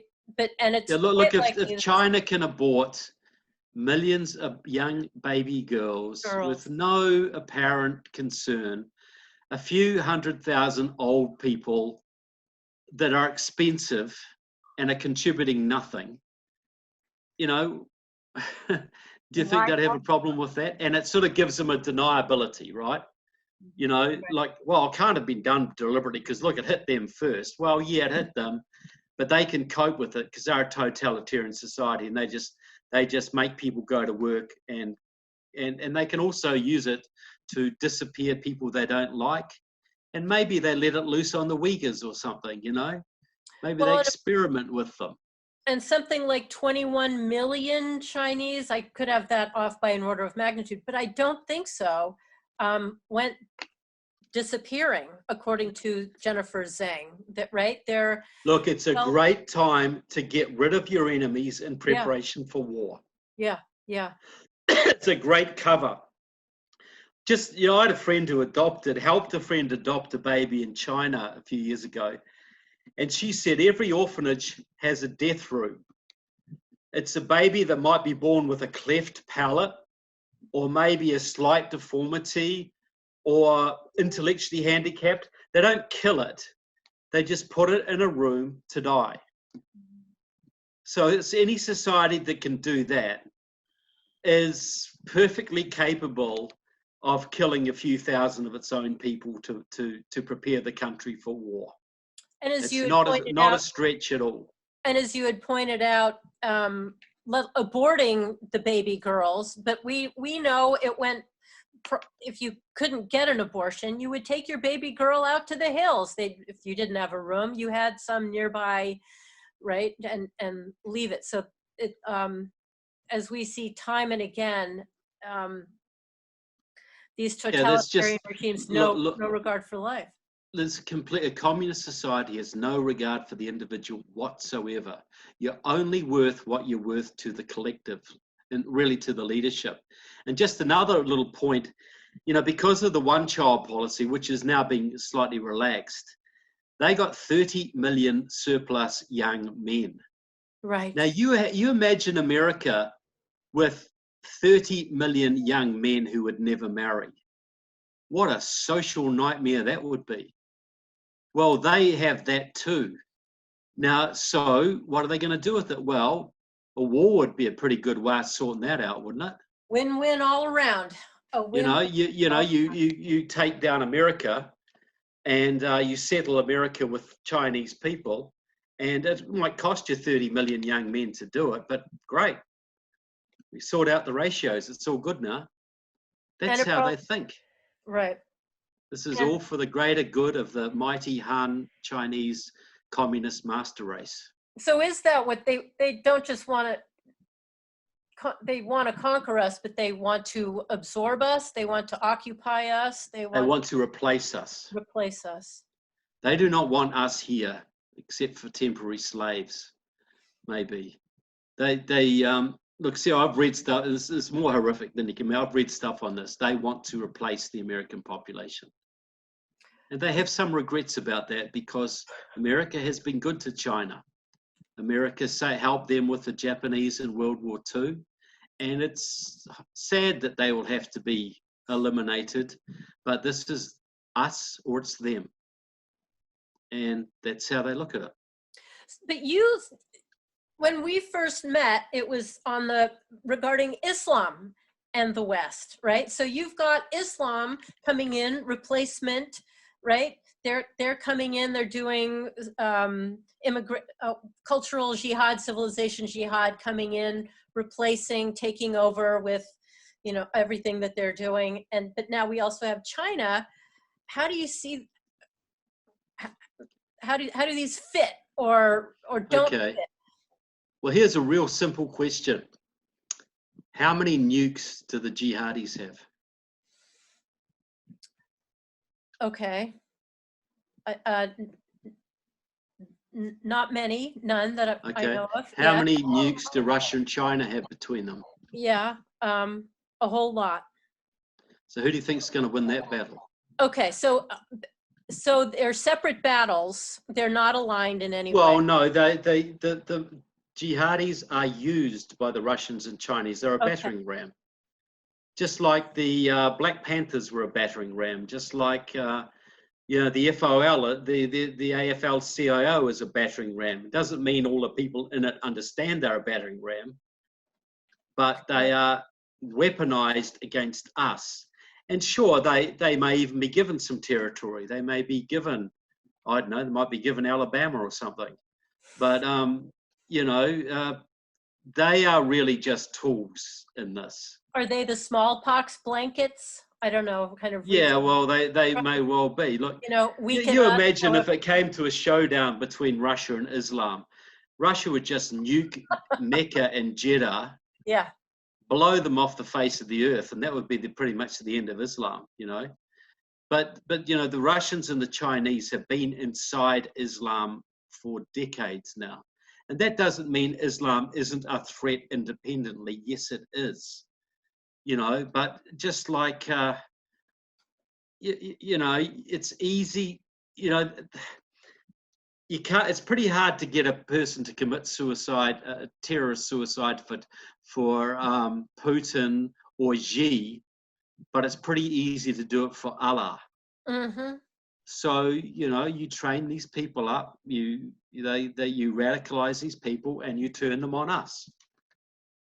You know, why the Chinese don't tolerate this stuff on their own soil, do they? What are they doing to the Uyghurs right now? Yeah. But the Chinese are supporting the Taliban. The Chinese are supporting the Pakistanis.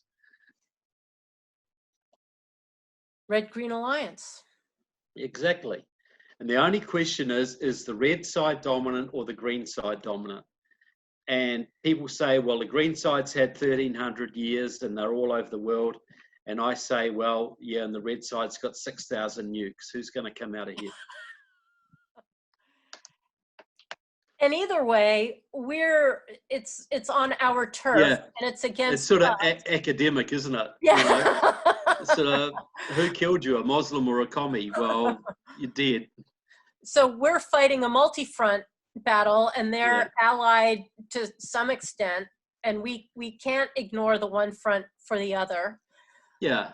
And people have got to understand, this is Russia, China, and Iran, Islam, all against the United States. If you just focus on one, it's like you're trying to take out the mafia in New York, only focusing on one family out of 5.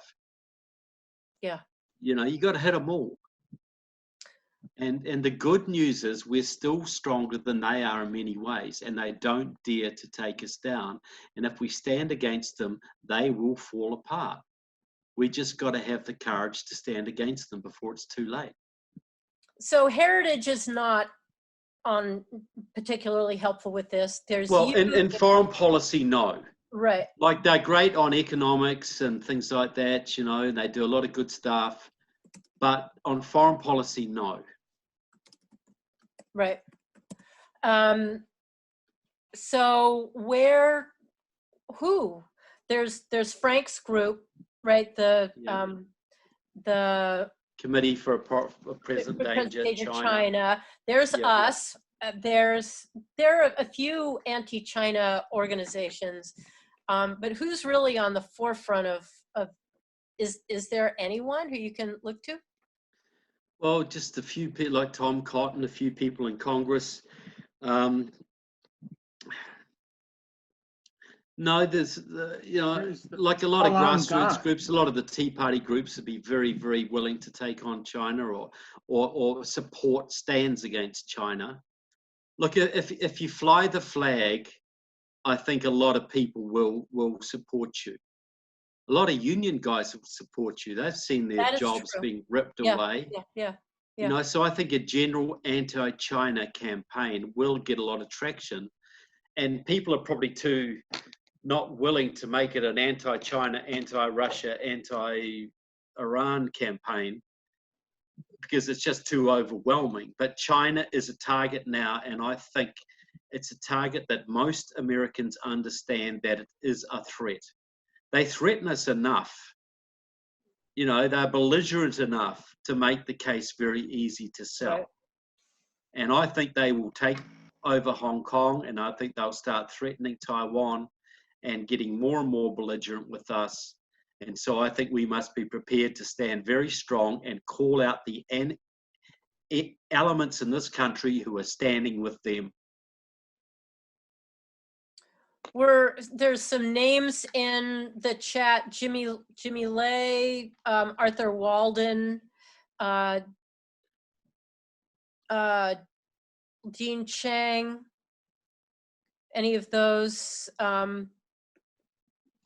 Not familiar to me, but I'm quite happy to take questions from them. Okay, and these are names that people are saying who are on our side. And yes, Hong Kong is just the prelude.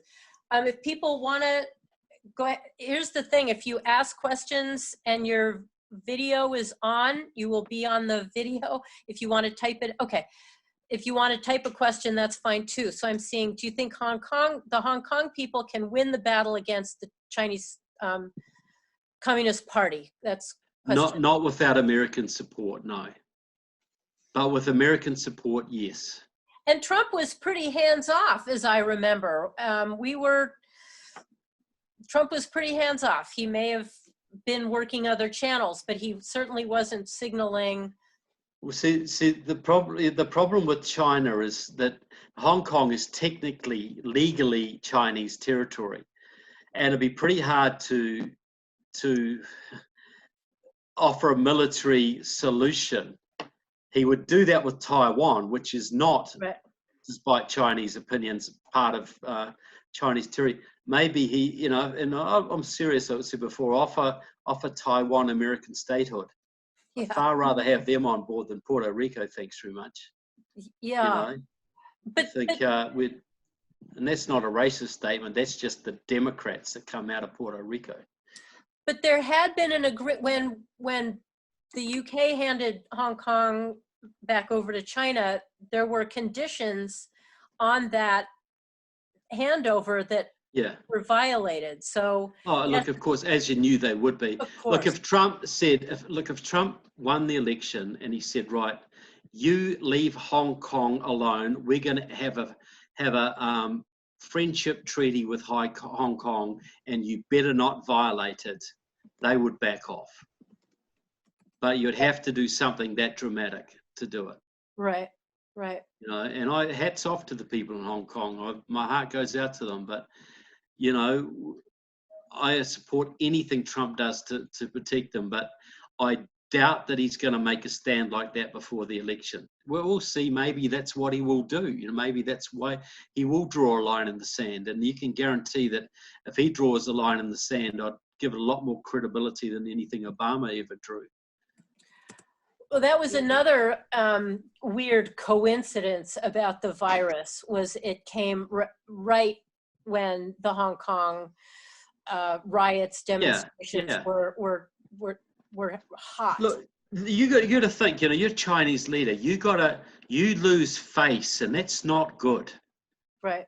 You know, the whole culture exists. You know, face is a big deal. Now they just got a caning over trade. You know, they just got knocked back over trade. Now that's not good for them. They just spent millions of dollars trying to influence the Taiwanese election, and it went to the anti-communists by a big margin. So that was embarrassing for them. Then they got these people standing up for liberty in Hong Kong, and a lot of world leaders actually, for once, standing with them. That's very embarrassing.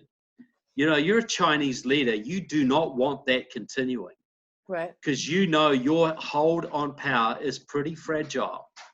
And if you are humiliated, your days are numbered. So they're getting backed into a corner here, and we got to keep backing them into a corner.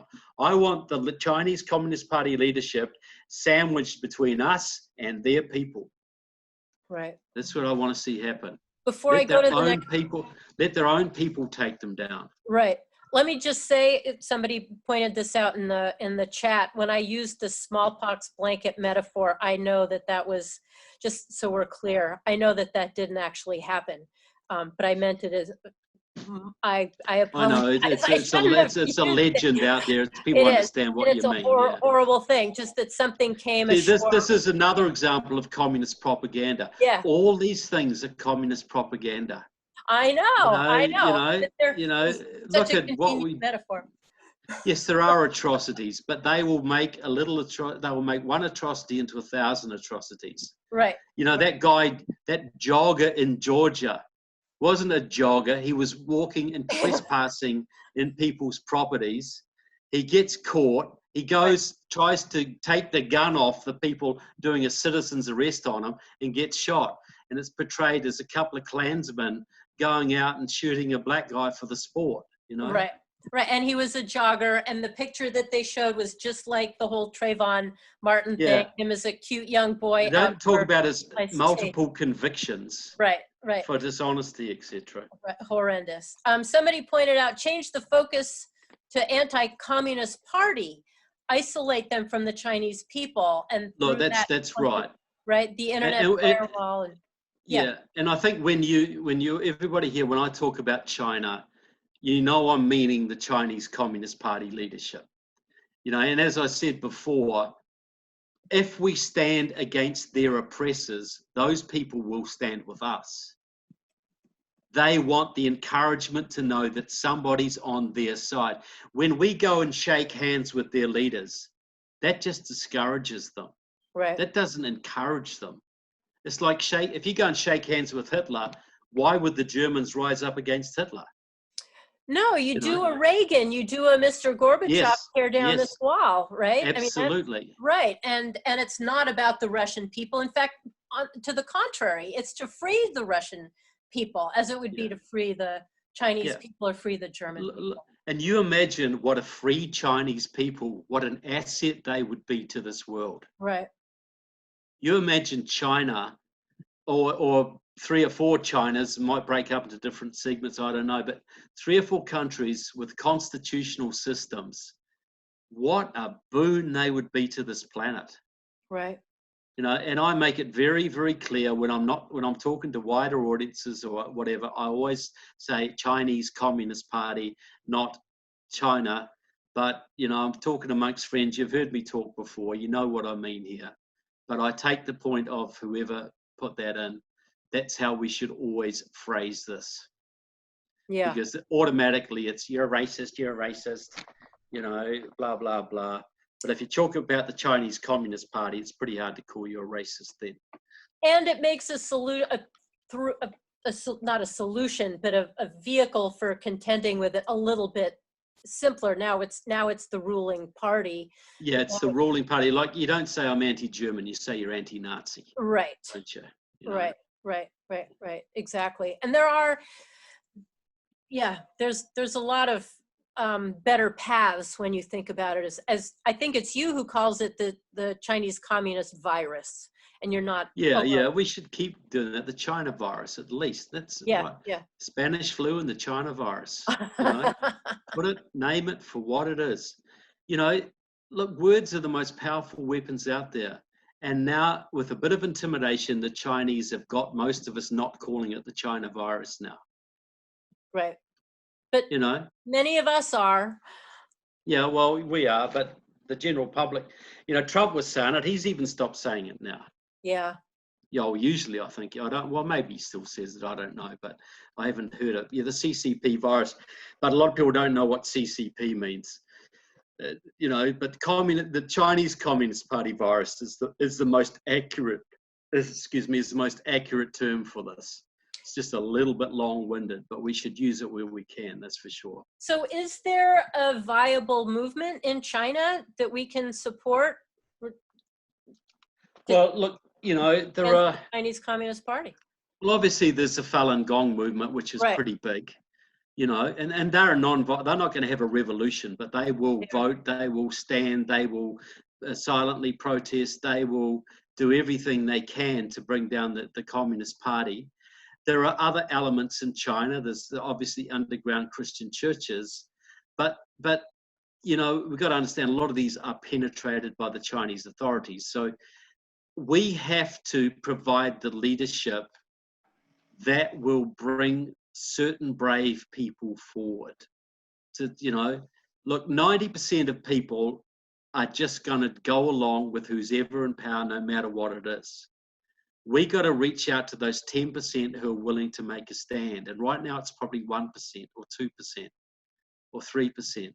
But if we stand against China and the Chinese Communist Party and morally judge them for the scumbags they are, that 1% will grow to 2%, 3%, 4%.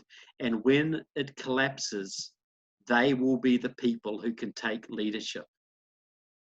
They will be the people who can take charge. We have to be thinking about building the new Chinese leadership now. Right. And we're only going to be doing that by taking a stand, not shaking hands with the butchers and not buying cheap toasters in Walmart. Yeah, the boycott China movement will definitely be.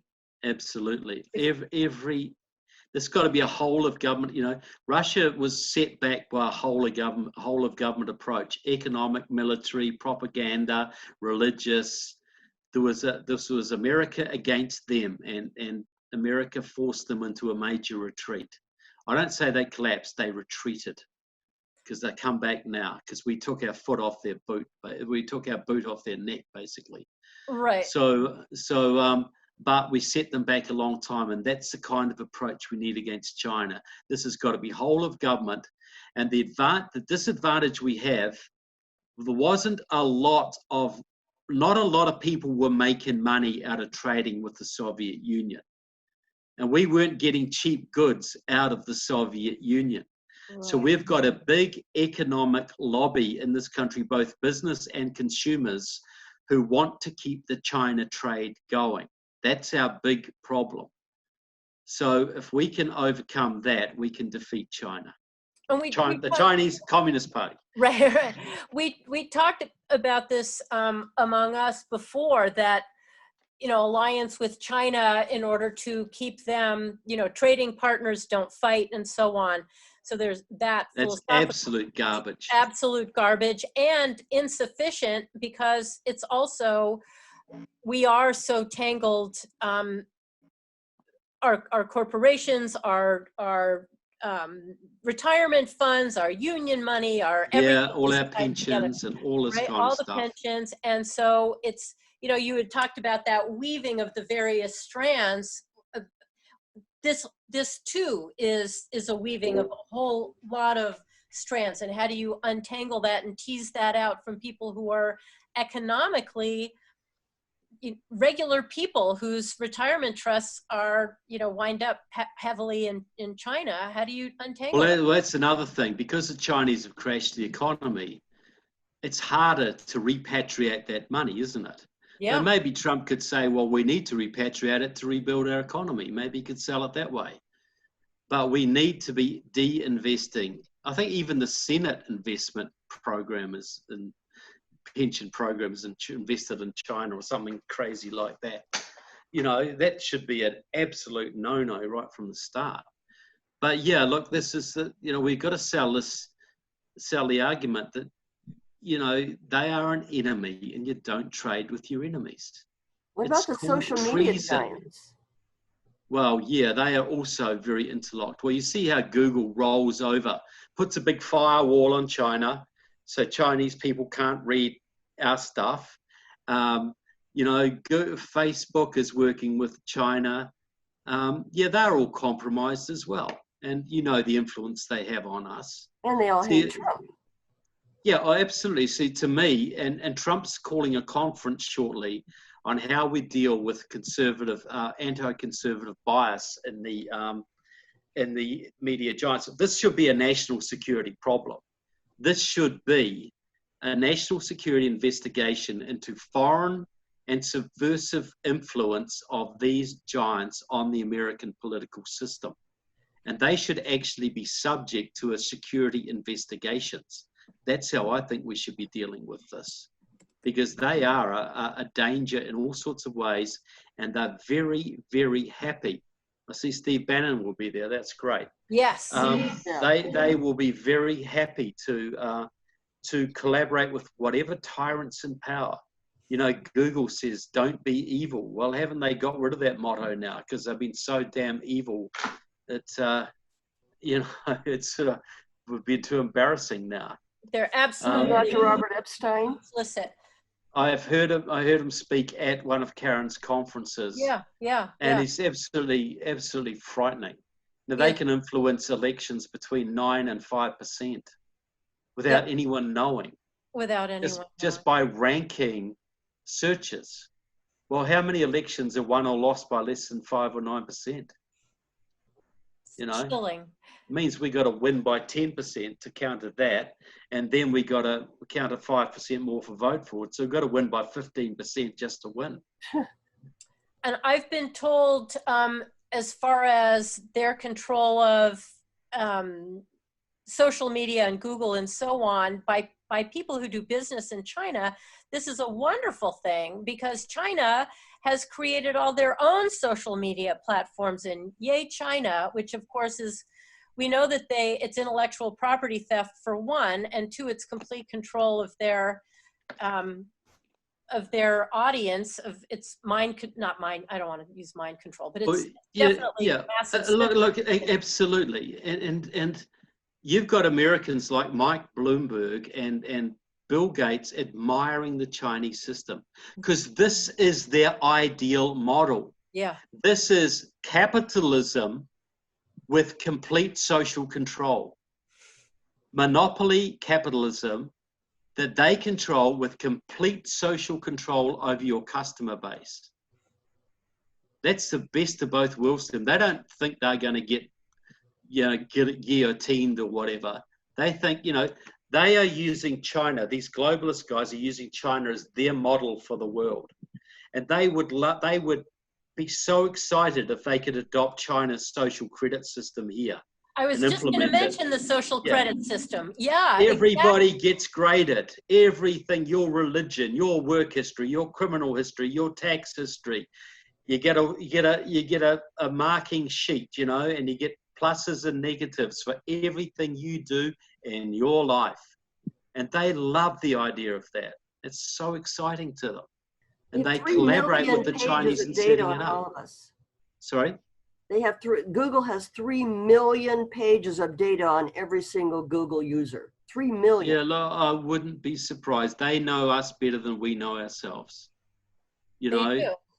And when has there been a time in history where people have had complete access? Well, when has there been a time in history when people have had the means of tyranny and not used it? Right. Never. When's that ever happened? And now with this virus, it's another beautiful entree into contact tracing, having another thing on your social credit history, your vaccination, your medical scores. Imagine your score if you're an anti-vaxxer. Right. Imagine your score if you come to webinars like this. So you're right. So your passport is void. You don't get to reapply. You don't get to go to certain cities. Or schools, or have as many kids, or even get married, or whatever. Right. All of these things. It's the way in to complete control over individuals.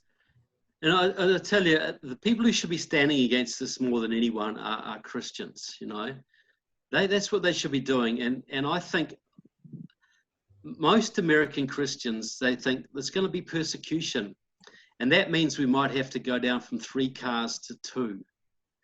And, we might even have to hold underground church meetings, but we'll keep the church alive in underground meetings. Well, how do you do that when they can identify your unique heartbeat from a mile away? When they've got heat-seeking technology that can identify a gathering of bodies from 20 miles away? How are you going to do that? Any tyranny, if this world slides into tyranny, it will be North Korea with technology. Even the old Eastern Bloc, it was all paper. Right. So you could still scam the system a little bit, you could still hide your views away. You could still have a little underground church gathering somewhere, or you could still, fiddle the system and get a few extra blenny for your dinner or whatever. You could still do that. There was still a measure of freedom because it was an inefficient paper system. Well, any future tyranny won't be like that. It'll have all the surveillance technology you have now in the hands of people that make Kim Il-jong look like a libertarian. So what do we do about that, Trevor? That's the most chilling stuff ever. And I think everybody who's listening has had those thoughts. What do you do when totalitarians get access and that kind of technology? Imagine Hitler with this kind of, or Stalin was bad enough, but with this, it's. Well, we cannot let it get that way. Yeah. That's simple, because once it's there's no going back. Well, we're pointing out churches are already compromised. We know this. The Pope, it used to be a joke, is the Pope Catholic? And now the answer is pretty much no, not. No, the Pope is a Marxist. Right. The Pope is a communist Pope. And so, look, why is America different? Because whether you're an atheist or a Christian or a Jew or whatever, even an atheist, I think, would have to acknowledge that God's hand was on this country. It was. Yes. It was. This revolution shouldn't have happened. The world's greatest military empire, a bunch of farmers and blacksmiths with squirrel rifles up against the world's greatest military empire, and they won. You know, we've had miracles along the way that have saved this country. This country should have been destroyed in the Civil War, but it wasn't. This country could have been destroyed by the Soviets, but it wasn't. You know, we shouldn't have elected President Trump, but we did. You know, I still think there's hope for this country. I still think there's plenty of hope for this country because the remnant is awakening. That small, that small committed bunch of people are waking up and getting organized. And the Democrats are on the back foot here. If they blow this election and Trump is successful, they'll be out of power for 20 years. So we got a lot of good things going for us. And we got a lot of dangers. It's on a knife edge. But we should have been done 50 years ago. We should never have had the Tea Party movement. You know, we should have had Obamacare thrown down our throats. We should have had immigration amnesty in the first term of Obama, which would have made it impossible to ever elect another non-Democrat president. We should have had all this thing. All of these things, we shouldn't be here, but we are. So that makes me think that God wants this country to continue, you know. So if we do our part, it will continue. I don't know how it will play out. I have some suggestions. I have some ideas. You know, I didn't plan President Trump. I didn't plan the Tea Party movement. I didn't plan the American Revolution, but they all happened. Right. You know, but people like us played a part in all of those things. And we endured, we carried on, and we became greater in many ways. Well, now we got to go back to our roots. We got to have a second American Revolution. Because, you know, you have a revolution, you have freedom, you have prosperity, and you start to get fat and lazy. Mm-hmm. And we're at the stage, we're coasting on that freedom we used to have. That produced all the wealth. And we're sort of coasting on that now. It's got an inertia all of its own. But we have to rekindle the engine. We reignite the engine that drives that on. And we've got to recover the spiritual roots of this country and the philosophical roots of this country. And that's why things like AFA are so absolutely valuable. Because thousands of people are exposed to this stuff now. And they vote. And they get elected to stuff. And they talk to congressmen.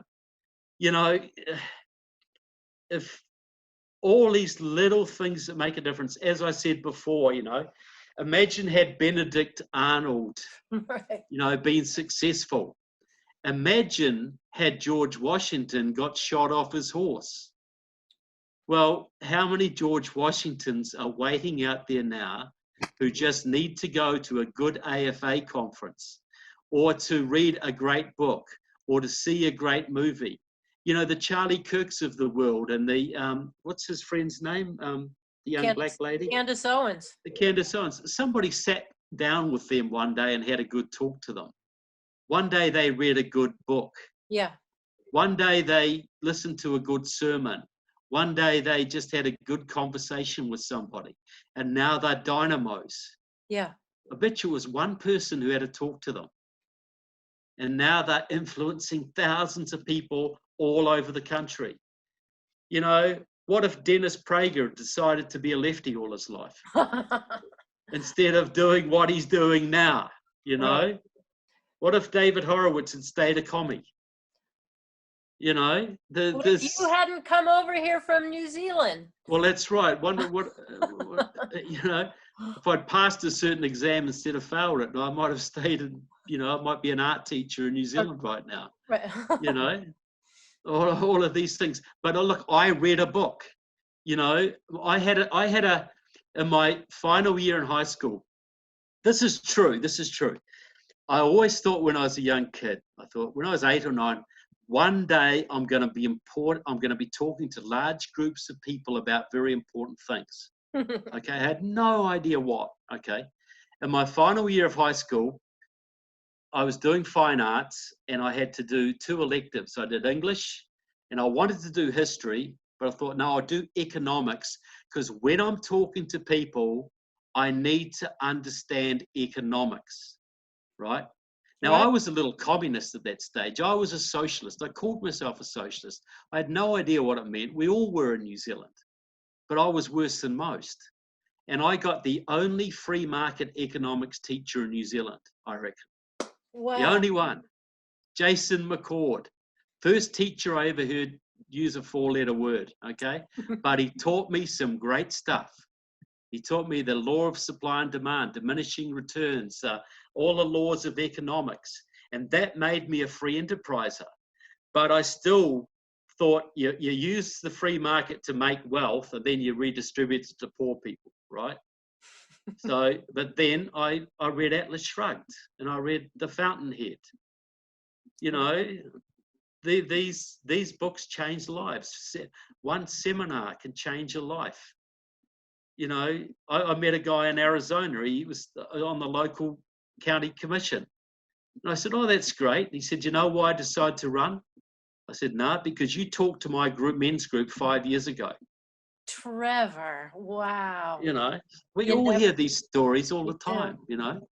And we hear the other thing that we hear is, oh, I don't bother talking to people on the left or Democrats, it's no use, blah, blah, blah. Except what you've just said makes the point that no, it's always worth talking. And we might not see their reaction, their aha moment, their, epiphany.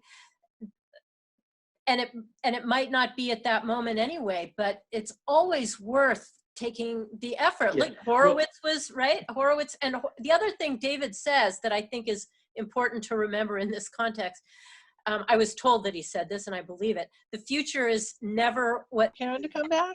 Well, I just want to say with Karen, real quick, Deborah, I'll take your question, but look, I think it's a triage thing. Yes, you can convert lefties, but it's a lot easier to convert somebody who already leans your way but just doesn't know much. You know, people say, how can I convert my liberal uncle? He's 87, I want to make him I want to turn him around. Well, I say you can do that if you spend the rest of your life, maybe, but you'll meet 10 people every day that you could get on our side with a half an hour conversation. So in the amount of time we got, why don't you do that? What's better? We know you love your uncle, but you know, at 87 years old, he's probably not going to change. And that's a really good point. A lot of people aren't close. They just need to get a little more information. They just need to be informed. That's right. You know, the guy who cuts your hair, the guy who fixes your car, the lady you play golf with, you know, the woman at the post office, you know, whatever. You always hear little remarks. Or that's why we should always wear our stuff, you know, our hats and our flags and our bumper stickers, because that brings people in. You know, they say, well, what do you support Trump for? Or why don't you like illegal immigration or whatever it is? But Deborah had a question she wanted to ask, I think. Yeah, it'll seem like I'm going a little bit in a different direction, but it's actually, I think, very closely related to this discussion, which is, I'm wondering if you have a perspective on the ideological coherence, which is a benign word, for what we see among the tech titans that are running the social media platforms, that are helping the Chinese develop their surveillance society, etc., because many of them come from backgrounds that, well, first of all, they've made their wealth in the free market and they seem to have no concept of what that has given them. And second of all, some of them come from backgrounds which really you'd think there's such cognitive dissonance, like Sergey Brin, who is a Soviet Jewish emigre and supports basically the ideology of his family's traditional persecutors. So yeah. I'm just wondering if you have any perspective on what is driving this astonishing ideological monolith among the tech titans and social media, because it's very dangerous for our ability to communicate and argue our points. What I think it is elitism. You know, they respect the communists because they are leaders. All these guys have carved out an empire of some kind. and they respect other people who carve out empires. And so they are sort of an elite, and well, I deal with the communists, and I can share points of view, and they respect me, and we sort of want the same things, really. We want to sort of look after the common people, but we don't want to have too much to do with them, and they're pretty much too dumb to look after themselves. So I can see some value in sort of socialism, and so we sort of keep them fed, but really they do what the smarter people tell them. So there's quite an overlap there between the American elitists and the sort of communist thug types, because they all want to control other people, and they all think they're smarter than us. And, they have a sort of divine right to rule. And this was always the way it was in the world, was it not, for thousands of years? It was before we had capitalism, as you say, and I don't call it capitalism, I call it the free market, American free enterprise. Capitalism That was the is a term I Marxist used term. too. Yeah, I agree with you. I use that. That's a term Marxist also. term of abuse that we adopt. But anyway, so in those days, you just had the only real power centers originally were the land, with the barons, and it was feudalism. You controlled a certain area, and you made alliances with other barons or waged war on other barons, and you controlled territory that way. Along came the Industrial Revolution, and you could actually get rich not through just landholding now, but actually by developing a bank, developing a factory or an industry. So that became the new center of power. And rather than just strict land ownership, land control. But the elites, they still formed alliances, and they always had those academics in there brokering power with money, brokering power with money. So that's what's happening on a world scale now. You've got these military powers like Russia and China who have industrial bases. So and they have a socialist ethos. And it isn't so far away from the ethos of many of America's leaders. They really don't see too much of a difference. If Bill Gates was living in Nazi Germany, I guarantee he would have no problem at all being a bigwig in the Nazi party. If he was living in Bolshevik Russia, he would have risen to Commissar of Science or something like that. That's what he would have done. And his mentality is not a lot different. Right. He would not respect the Constitution. That's outdated. That's outmoded. We need a world run by the intelligentsia. And of course, we need some police force to keep the peasants under control. And if there are too many of them and they're despoiling the planet and making our lovely planet look untidy, well, it's all to everybody's good if we depopulate. Surely we appreciate the wisdom of that. Another side of this is just thinking about what's happening with the virus is it seems to be consolidating those elites, right? Who's really suffering? It's the small businesses, it's the free enterprise, it's the mom and pops. Because it's like why do big companies support regulation? Because regulation only destroys small business. Their competition doesn't destroy them. They can afford all the lawyers in the world. Why do big businesses support socialism? Because socialism is not about the redistribution of wealth. It's a centralization of all wealth and power in very few hands. And I'll just say there's another motivation for the elites too, for some of them. And I love that saying from Milton's Paradise Lost, why did Satan leave heaven? Because he'd rather rule in hell than serve in heaven. That's the ultimate rebellion, isn't it? They don't care what earth becomes as long as they're running it, as long as they are gods on earth. And if they have to be a Nazi to get there, or a communist, or a capitalist, or a Republican, or a Democrat, their goal is to be God on earth. And they will take whatever route they can to get there. And to heck with us. This, to me, this is not a battle between left and right. This is a battle between the elites and the common man. You know, all wisdom is in the common man. All wisdom is in, you know, all real wisdom is in as George Orwell used to say, real wisdom is in the proles. You know, I'm talking like a communist here. The real wisdom is in the middle class. That's where the wisdom is. The lunacy is in the elites. You know, like what is it? Whittaker Chambers used to say. He used to joke. A great man who became a communist, then became a Christian. He would say, in America, the poor are all Democrats. The rich are all Republicans. No, the middle class are all Republicans, and the rich are all communists. Wow. Right. That's still true. It's it is. Definitely, It is. it's definitely true. Look, And the Democratic Socialists of America, a third of their members earn over $100,000 a year. and what we're seeing is the war on the middle class, which is, you know, so Yep. as it happens, and again, that's the virus, and what the response to the virus. It's not the virus, obviously. This is a way being used by them to disempower us and empower them. And it's crossed the line. You know, they have crossed the line. They have just ignored the Constitution and imposed controls, and mostly we've said nothing. Right. You know, that's a line that's been crossed. So if they've crossed it once, what's to stop them crossing it again and again and again and again and again? That's a big watershed in American politics. And I'll just add another little point on the elitist thing.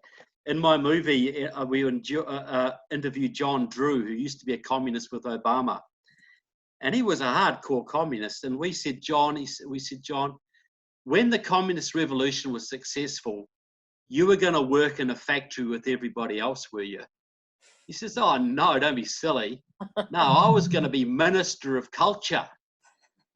I would have been one of the 1,000 elite running this country.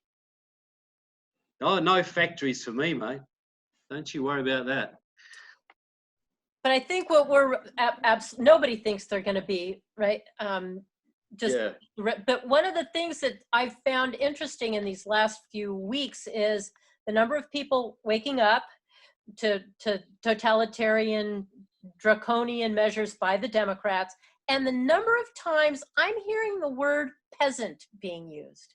It's bizarre. People are starting to see this elite versus the peasants breakout. And yes. These aren't out. This is the elite, and this is what I'm saying. There's not left or right. This is the elite versus the us, right? We're the peasants. So this is why I say you're right. Every cloud is a silver lining. Yeah. With the right leadership, we can make this blowback in the left's face big time. Right. You know, this is a defining moment. Where are they going to be much weakened by this or much strengthened? Right. You know, if we have the right leadership and are bold about this, and our political leadership responds properly, this will be good for us in some ways.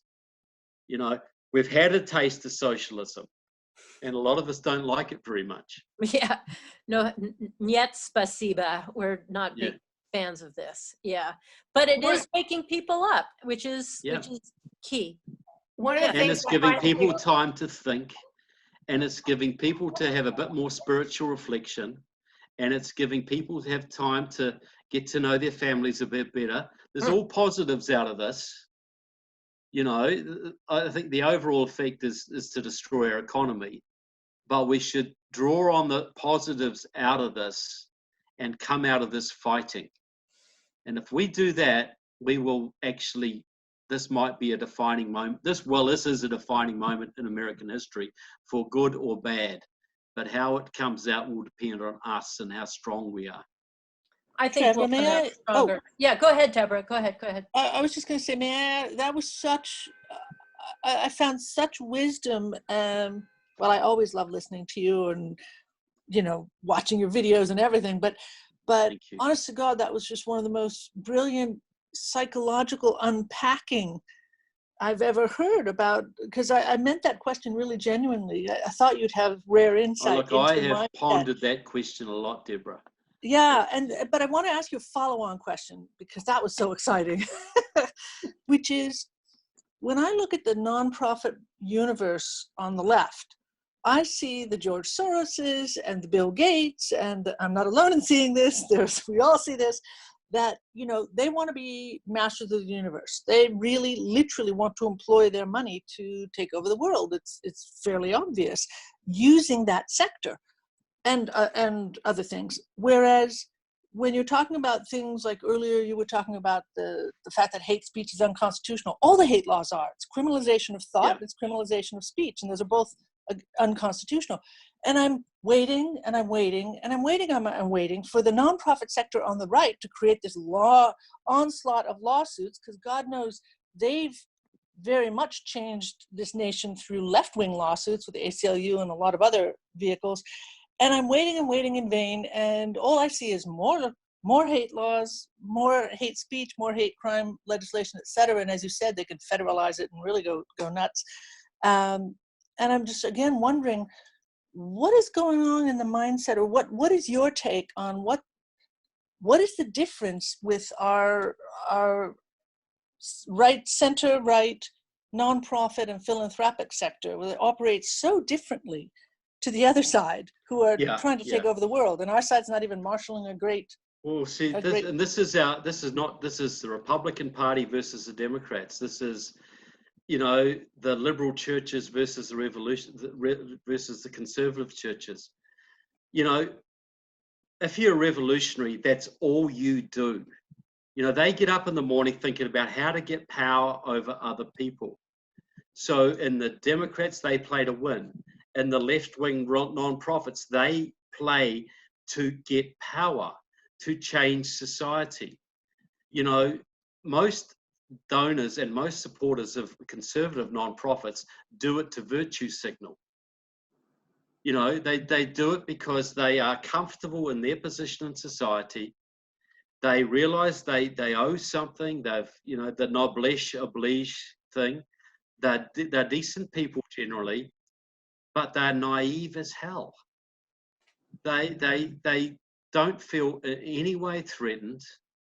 They feel that, you know, the progressives have the moral high ground, and they should virtue signal to the progressives. And they are easy marks for the left.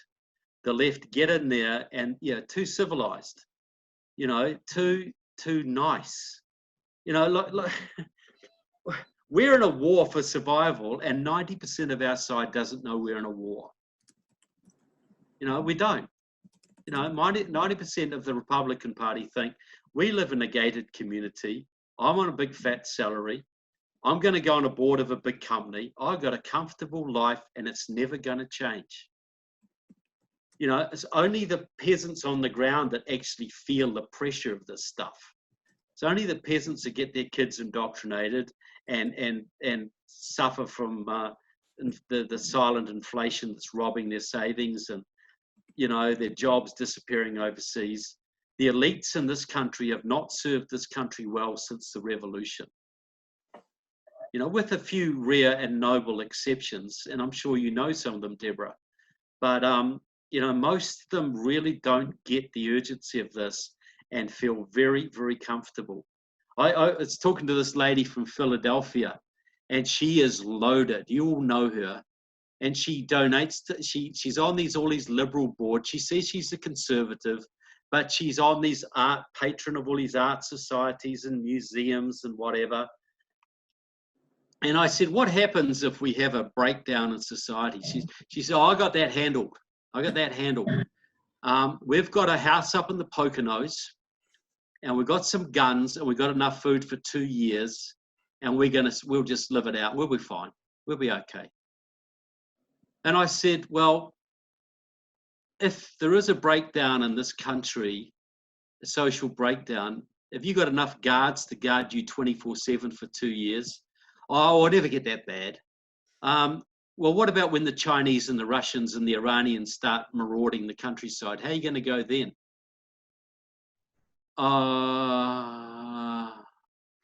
She'd never sort of even considered it. She's just so naive. She thought a big social breakdown was when she'd have to sell a couple of, she might have to give up one of her mansions, and that there might be a bit of unemployment and really a bit of a rioting maybe, and that would be about it.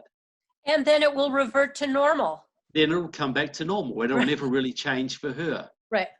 So the big, and this is the thing for all of our side. Most of our side doesn't understand we're in a war. And they don't understand that our enemies have penetrated the gate. And we're living in the fattest, richest, freest society the world has ever known. Well, doesn't that create a little bit of complacency? How many Jews stuck it out in Nazi Germany saying, oh, he doesn't really mean that. I got a great business here. Well, we'll just sit this out.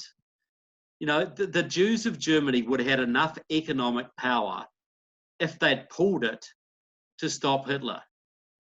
But no, we're in business, we're making money, looking after the family. He doesn't mean it. That would never happen here. So that's where the conservative non-profits largely are. And I go to major conservative groups like CNP sometimes. And I hope there's nobody here from CNP, but I think they're great people. I love them. They're patriots, but they generally have no clue about what's happening to this country on a deep level. None whatsoever. Well, one example.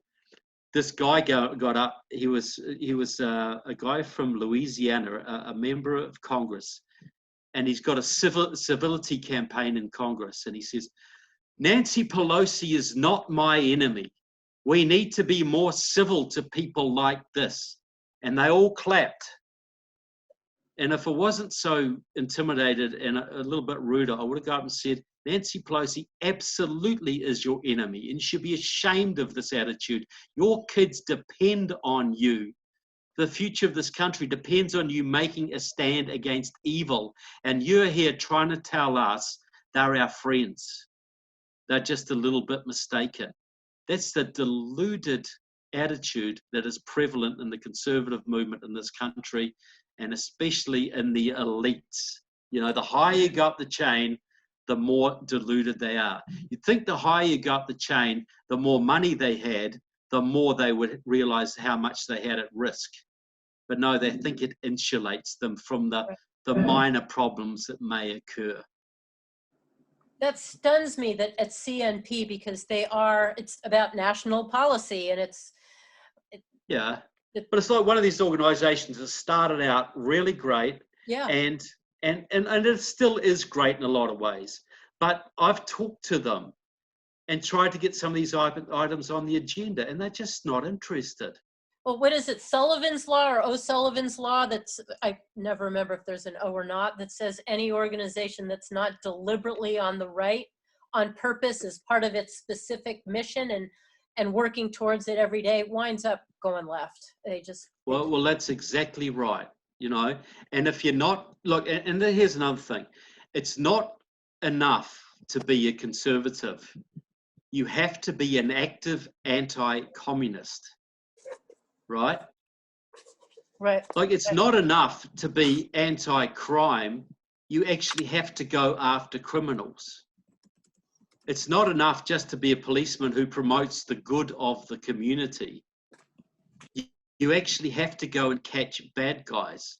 It's not enough to be pro-good and light and happiness. You have to actually be anti-evil. I think that's where it breaks down. Yeah, it is, because we're not willing to go after evil. We just want it all to be good. We've got freedom. We've got prosperity. That's great. That's fantastic. Let's just ignore the bad stuff. It'll go away by itself. Well, it's like somebody saying, I'm rich, I'm happy, I'm healthy, I'm happily married.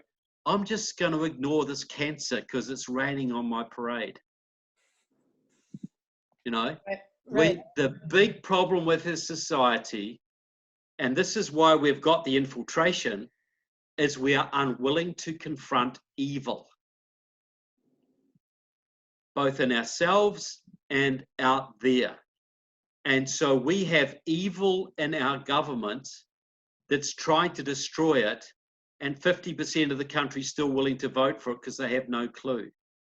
And 25% of it knows it's bad, but not that bad. And about 20% of it understands real bad, and about 5% understands it's pure, unadulterated evil. We And need to 100% get of that- AFA members. Yeah, and I'd put AFA in that 5%, absolutely. Yeah. But and I'm not, I'm sure somebody will report this back to CNP. I'll never get invited there again. But CNP is not in that 5%. CNP is in the 25%. That is stunning. And it's And that's a leadership organization. right. And not cheap to be part of. What does No. it stand for? What does it stand for, Karen? Council for National Policy, right? Okay, gotcha. Thanks. Do I have that right, Trevor? I think. Yeah, it is. Council for National Policy. Yeah, it's And 20. I hate to be telling tales out of school. This doesn't reflect well on me. But people got to know that our leadership generally doesn't understand the problem. Right. Because a lot of people look up to people like that and think, oh, well, they've got it sorted. They'll work with Trump and they'll sort this out. No, they won't. So let me They're ask. not yeah, willing to confront it. Sorry? Sometimes they're part of the problem. Well, I was just Sometimes going to they are, yeah. ask: Yes, is it they're in because do they not understand, or are they in with Nancy Pelosi? Are they? Yeah. I think Right? it's more they are happy. They have got money. They've got comfortable lifestyles. They've got friends, and they come for a social gathering. But there's no plan to save America from communism, from the communism that could be here in 6 months' time. Right. Most of them would have no clue that we're that close to going under. And they have not a lot of deep interest in finding out either. Right. Mary Mark, I cut you off. I'm sorry. Go ahead. Oh, yeah, but that, finally, I don't know, the last year or two, it came to me. I was reading a book on communism again, and it said, actually, the thing is that the reason that they have been able to succeed for so long is because you keep thinking, why would people live like that? Like the peasants, the hoi polloi, Yeah. why would they live that way? And then I finally realized there's not just a few at the top. They actually have enough at the top to make sure that they never want to lose their position. Yeah. And so they have enough of those folks that they can, those people keep it. They are the ones that help to keep all of the rest of us under their thumb. Well, that's right. 30 mafia could control Vegas, right? 30 mafia ran Las Vegas because they work undercover, and they had the threat of force. People used to say in the 80s when I was campaigning against the Soviets, they say, oh, look, if things are so terrible in Russia, they could just have a revolution. You're just talking through a hole in your head. So I'd say, okay, you're in a room and there's 30 people and you want to start a revolution, but 7 of them are KGB informants and you don't know who they are. And if they tell on you, you get shot. How's your revolution going to go? Oh, yeah, I suppose that would make it hard, wouldn't it? Yeah, see, that's the point. They have enough people on top that are on the take, that are like, just exactly like you said, Trevor. They've got their money, they've got their positions, and they're going to keep us under their thumb. And it was so funny how, Trevor, you said there's always been an elite, and this kind of shook me up in the book by Winston Churchill on the history of the English-speaking people. He was talking about when the kind of the revolution, after the Black Plague and so many people died, now a lot of laborers died and serfs died. So now the serfs that were left had a little bit more clout and they were trying to get a little bit more respect, shall we say. But it just blew me away. And unfortunately, I ran to get one book to tell you guys something and the other book's back there. But he was just saying but the upper class, they were afraid of them because there were a lot of them, but they still were determined to keep them down. Yeah, look, and that's right. And see, we've had very few times in world history where the elites have actually served the people. Now, you had that, you could say, like Magna Carta. That was because the barons got sick of the king telling them what to do. Right. So that was a little bit of an uprising. But see, it was... But they were the elites. The nobles were the elites too, though. Yeah, I know, but it was a little bit taking it down the scale, you know. At the beginning, But, of coming down. but see, it was only with the Industrial Revolution that you actually started... See, you got a few elites who were good, because you had to get a few, because the elites were the only educated people. So some of them would read history, and some of them actually turn out to be good people, like the Edmund Burkes of the world. Right. But it was with the Industrial Revolution when the middle class got books and time to read and had some money, that's when freedom blossomed. Freedom doesn't come out of the elites. Freedom comes out of the middle class. The people who actually work for a living and want a future for their children and understand how things work. Elites never comes... The only time freedoms come out of the elites is those times in history where a few elites did something right because they were the only educated people. Well, then also, what about the gun? Because you know that the thing is, Well, that's God another... created man. God created Well, man. it was only when we had the middle class that everybody could have a gun. Yeah, so right, God created man, but Colt made him equal. Yeah, that's right. So the Industrial Revolution created much more freedom because it democratized. It brought power down into the middle classes, and it also gave us access to weaponry, and it gave us access to history and education. It gave the middle class access to good quality education. That had been the preserve of the elites before, which is why we basically had divine right of kings for thousands of years. Well, don't with forget very rare exceptions. Don't forget pre-industrialization, 18th century U.S. founding fathers. They were pretty marvelous. Yeah, and that's one of the few, that's one of the few times when the elites have served us well, because they were sort of not like the British elite. They had broken away, and they were an elite that had largely become rich through commerce, not inheritance. You know, whether it was a plantation or a big industrial concern, most of the American elites had actually made a few dollars or a few pounds, whatever it was in those days. Very few of them were baronets or dukes or whatever. You know, they were the second sons. See, this is what founded New Zealand too. In the 19th century, if you were the firstborn son, you inherited the estate. If you were the second-born son, you had to go off to Australia and start a sheep farm, you know, or New Zealand and start a flax mill, or to the colonies. And so really our elites were sort of the elevated middle class in those days. Right.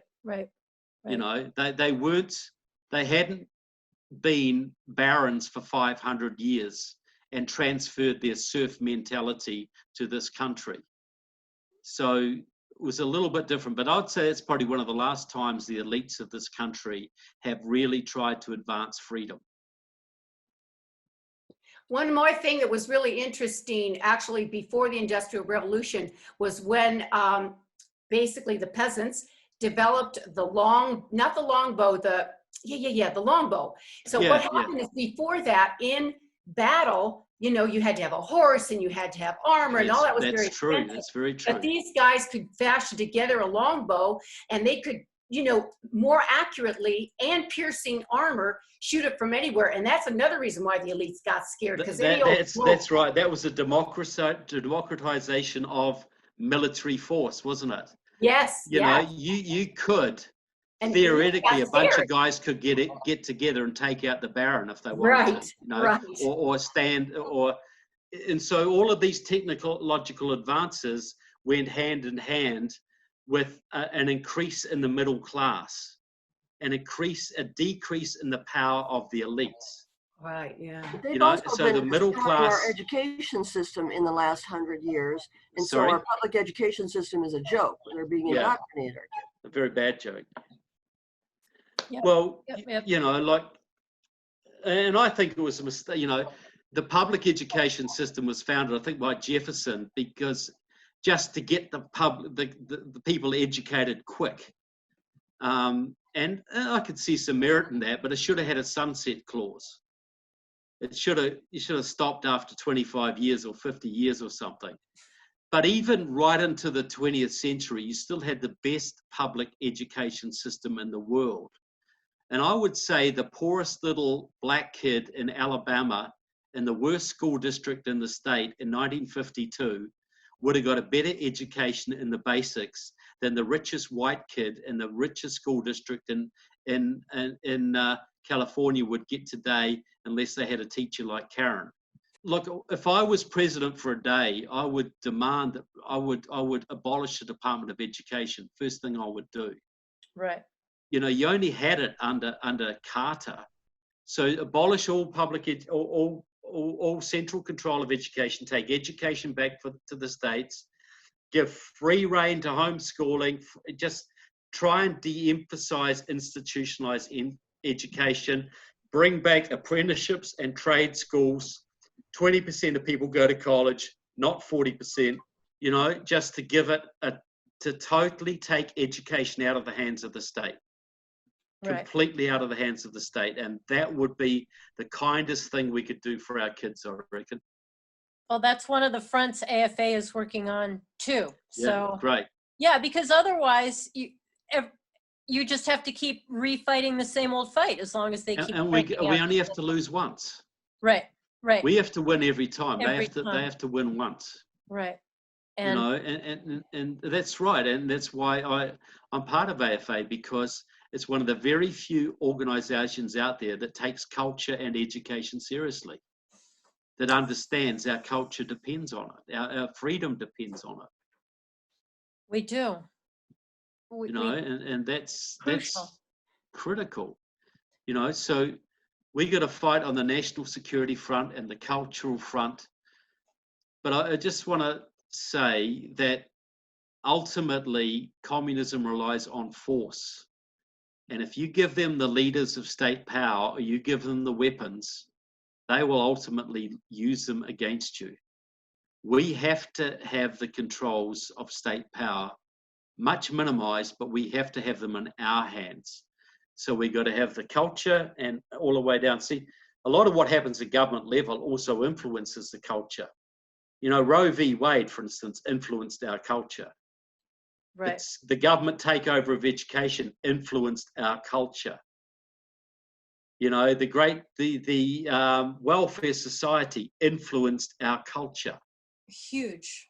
So it's a back and forward process. You know, you got to change the culture at the grassroots, but you've also got to change the laws that are holding our culture back and distorting our culture. You know, we can't just go for the culture, and we can't just go for state power. We have to have both. Right. The left are going for both. They're not just doing one or the other. You know, they know if they tried to take over state power without taking over the culture first, they would lose. Everything they is know they need they need the government to enforce their corruption of our culture. They need the government to enforce their political correctness on us. Right. It's all a battlefront to them. Everything is a war. Everything is a war, and everything is a front. And we only see wars in terms of firing guns at each other in Afghanistan. That's the only war we see, most of us. Until war is an all-front thing. It's on every front: education, spiritual, government, military, cultural, Hollywood, everything. Everything's a war to the left. Hence our Long March to the Institutions conference. And that was the whole thing, to point out all these different battlefields that they have. And it's not coincidence. This is all part of one concerted push. But see, and that's what you think, long march, who's doing the marching? Yeah, right. This isn't just putting out ideas that go through society. This is people getting in positions of power to enforce and popularize those ideas. Getting in positions of authority as running seminaries, running colleges, you know, getting in the Department of Education. So the Long March has to have an enforcement mechanism, just like the political changes have to have an enforcement mechanism, the deep state. Well, we have the cultural enforcement as well. So we have to remove, we don't just get up there and say, our ideas are better. We just have to put better ideas out there and we will win. That's not true. It's like saying, Britain, we got better ideas than the Nazis. We just got to put our ideas out there and we'll beat the Nazis.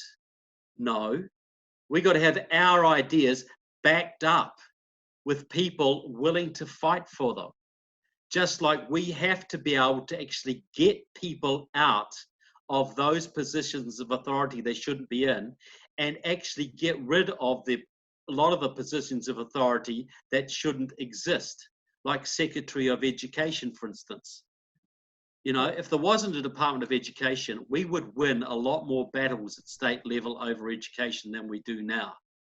But they control the money and they control the levers of power. So we're fighting all these little guerrilla wars at the bottom. We win a few, we push them back occasionally, but overall we're losing because we never go after the people at the top.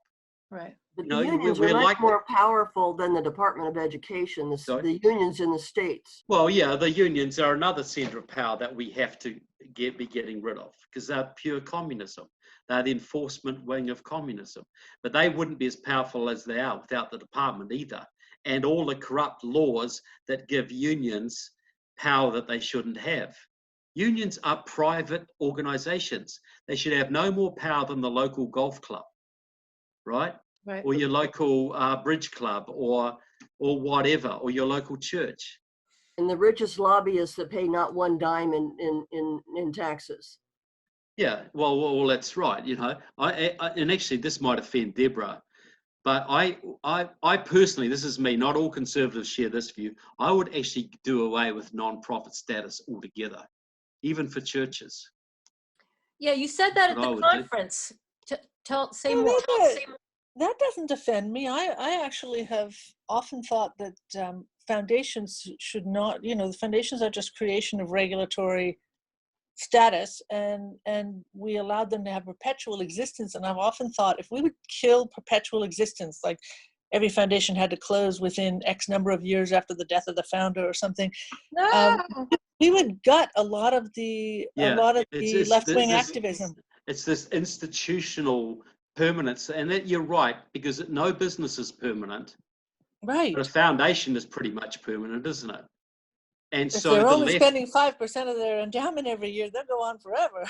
Well, that's exactly right. And if they had to pay tax the same as all of us, there'd be a very different America.